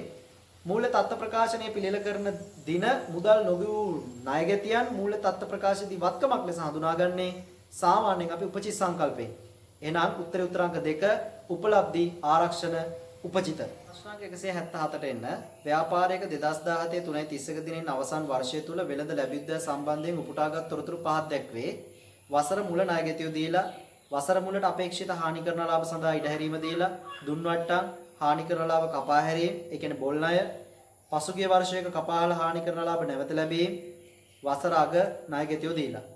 අහන්නේ ඒ වගේම කියන 2017 3.31 දිනට වෙළඳ ලැබුද්දෑ ශේෂ මත 10%ක අපේක්ෂිත හානිකාර අලාභ වෙන් කිරීම සිද්ධ කරන්න. ළමයි ප්‍රතිශතය දෙන්න ඕනේ නැහැ ඔයාලට. හරි. ඔයා යන්නකෝ වසර මුලට ණයගැතියෝ 800යිනේ. වසර මුල අපේක්ෂිත හානිකාර ලාභ සඳහා ඉඩහැරීම කීයද? 80යිනේ. 800න් 110ක් නෙමෙයිද ඔය 80 වෙන්නේ? ඔය වැඩේ වෙන්නේ ගිය වර්ෂය අග නෙමෙයිද? ගොඩක් වෙලාවට එක්සැමිනර් 110 කියන්නේ ඔයා අන්න එතන ආරම්භක ශේෂ වලට ගිහිල්ලා බලන්න ඕනේ percentage එක කීයද කියලා. තේරුණා නේද? right. දැන් මේ වෙලාවෙ ඉතින් දීලා වසර අගට 110 කියලා. අහන්නේ ණයගැතියෝ සම්බන්ධයෙන් වියදම. ඒ කියන්නේ හානි කරන ලාභ ටික ළමයි. දැනට හානි කරන ලාභ කීයද? දුන්නට්ටම් ටික ගන්නත් පුළුවන් ඈ. දැනට හානි කරන ලාභ නැත්තම් බොල් ණය කීයද? right 50යි. කීයක් යලි ලැබිලාද? 30යි. තේරුණාද? එතකොට හරිම හානි කරන ලාභ ටික කීයද? 20යි. ඒ වගේම වසර මුල අපේක්ෂිත හානි කරන ලාභ කීයද? 80යි. වසර අග 1200න් 100 කීයද? 10ක්. 120යි. මෙතනින් හානි කරන ලාභ කීයක් වෙනවද? 40ක්. ඇත්තට මේ මොන හානි කරන ලාභද? අපේක්ෂිත හානි කරන ලාභ. මේ ඇවිල්ලා හානි කරන ලාභ ටික, මේ අපේක්ෂිත හානි කරන ලාභ ටික, මේ ඔක්කොම හානි කරන ලාභ. ඒ නිසා මේ 20ට මේ 40 එකතු කරපුවාම ව්‍යාපාරයේ සමස්ත හානි කරන ලාභ අපිට කියන්න පුළුවන් රුපියල් 60000යි කියලා. තේරුණාද? ඒකත් මතක තියාගන්න එක්සෑම් එකේ. ඊට අමතරව දුන්නට්ටම් 100ක් තියෙනවා. මෙයාට මේ 100 එකතු කරන්න. එතකොට ණයගැතියන් සම්බන්ධයෙන් එන සමස්ත වියදම අපිට එනවද නැද්ද? එනවා 160යි. ඒ නිසා උත්තර අංක 5 1,60,000යි. ප්‍රශ්නාංක 182ට එන්න දේපල ප්‍රියතා උපකරණ පළමුවරට හඳුනා ගැනීමෙන් අනතුරුව ඒවා හඳුනා ගැනීම කළ යුතු වන්නේ පිරිවැයට හෝ ප්‍රත්‍යාගන්න අගයට. ගත්ත ගමන් පිරිවැයට අනාගතයේදී ඒත් පිරිවැටම පුළුවන්. එහෙම නැත්නම් මාකට් එකේ යාළු මිලට. ඒ කියන්නේ ප්‍රත්‍යාගන්න අගයට පුළුවන්. ඒ නිසා පිරිවැය හෝ ප්‍රත්‍යාගන්න අගයට ඒ දෙකටම පුළුවන්. ඒ නිසා උත්තර අංක 5 ප්‍රශ්නාංක 182ට. ප්‍රශ්න අංක 184ට එන්න. සමාගමක් විසින් භාවිතා කරනු ලබන ගිණුම් ප්‍රතිපත්තියක් වෙනස් කළ හැකි අවස්ථාවන්නේ. right? ප්‍රතිපත්තියක් වෙනස් කරන්න පුළුවන් අවස්ථා මම කලිනුත් කිව්වා. උත්තරේ D සහ E. right? D සහ E මම මේ කලිනුත් පැහැදිලි කරපු එකක්. right? ප්‍රශ්න අංක එන්න ළමයි 189ට. සංකල්ප අහන්නේ වගේ සමාගමක ආදායම් ප්‍රකාශයේ ආදායම් හඳුනාගන්නේ එය ඉපයූ විටය. නැත්නම් අපි කියන උපලබ්ධි වූ විට. නැත්නම් පාලනය මාරු විට. උපලබ්ධි සංකල්පයෙන්. මූල ප්‍රකාශන පිළියෙල කිරීමේදී සමාගමක ජීවකාලය මාස 12ක් බැවින් වූ කාලච්ඡේද වලට බෙදා වෙන් කෙරේ. කාලච්ඡේද සංකල්පය. සමාගමක මූල ප්‍රකාශන පිළියෙල කිරීමේදී උද්ගමනය සඳහා ගැළපුම් කරනු නොලබේ. ඓතිහාසිකත පිරිවැය සංකල්පය. වගකීම් සාධක සම්බන්ධයෙන් මතුවිය හැකි ගෙවීම් සඳහා ප්‍රතිපාදනයක් සමාගම මූල ප්‍රකාශනව කරනවලු. ආරක්ෂණ සංකල්පය. ඕනම ප්‍රතිපාදනයක් උදාහරණ වගකීම් සාධක සේවක බන්දි වෙන් කිරීම, පාරිතෝෂික දීමනා වෙන් කිරීම මේ සියල්ල කරන්නේ ආරක්ෂණ සංකල්පයෙන්. ප්‍රශ්න අංක 190 ඒකෙත් අහන්නේ සංකල්ප ළමයි. රෙදිතෝගේ ජංගම වත්කමක් ලෙසත් මහාන මැසින් ජංගම නොවන වත්කමක් ලෙසත් වර්ග කරන්නේ. අකණ්ඩ පැවැත්ම පිළිබඳ සංකල්පය. වර්ෂය තුලදී ගෙවූ කර්මාන්ත ශාලා කුලියෙන් කොටසක් ඉදිරියට කළ ගෙවීමක් උපචි සංකල්පය.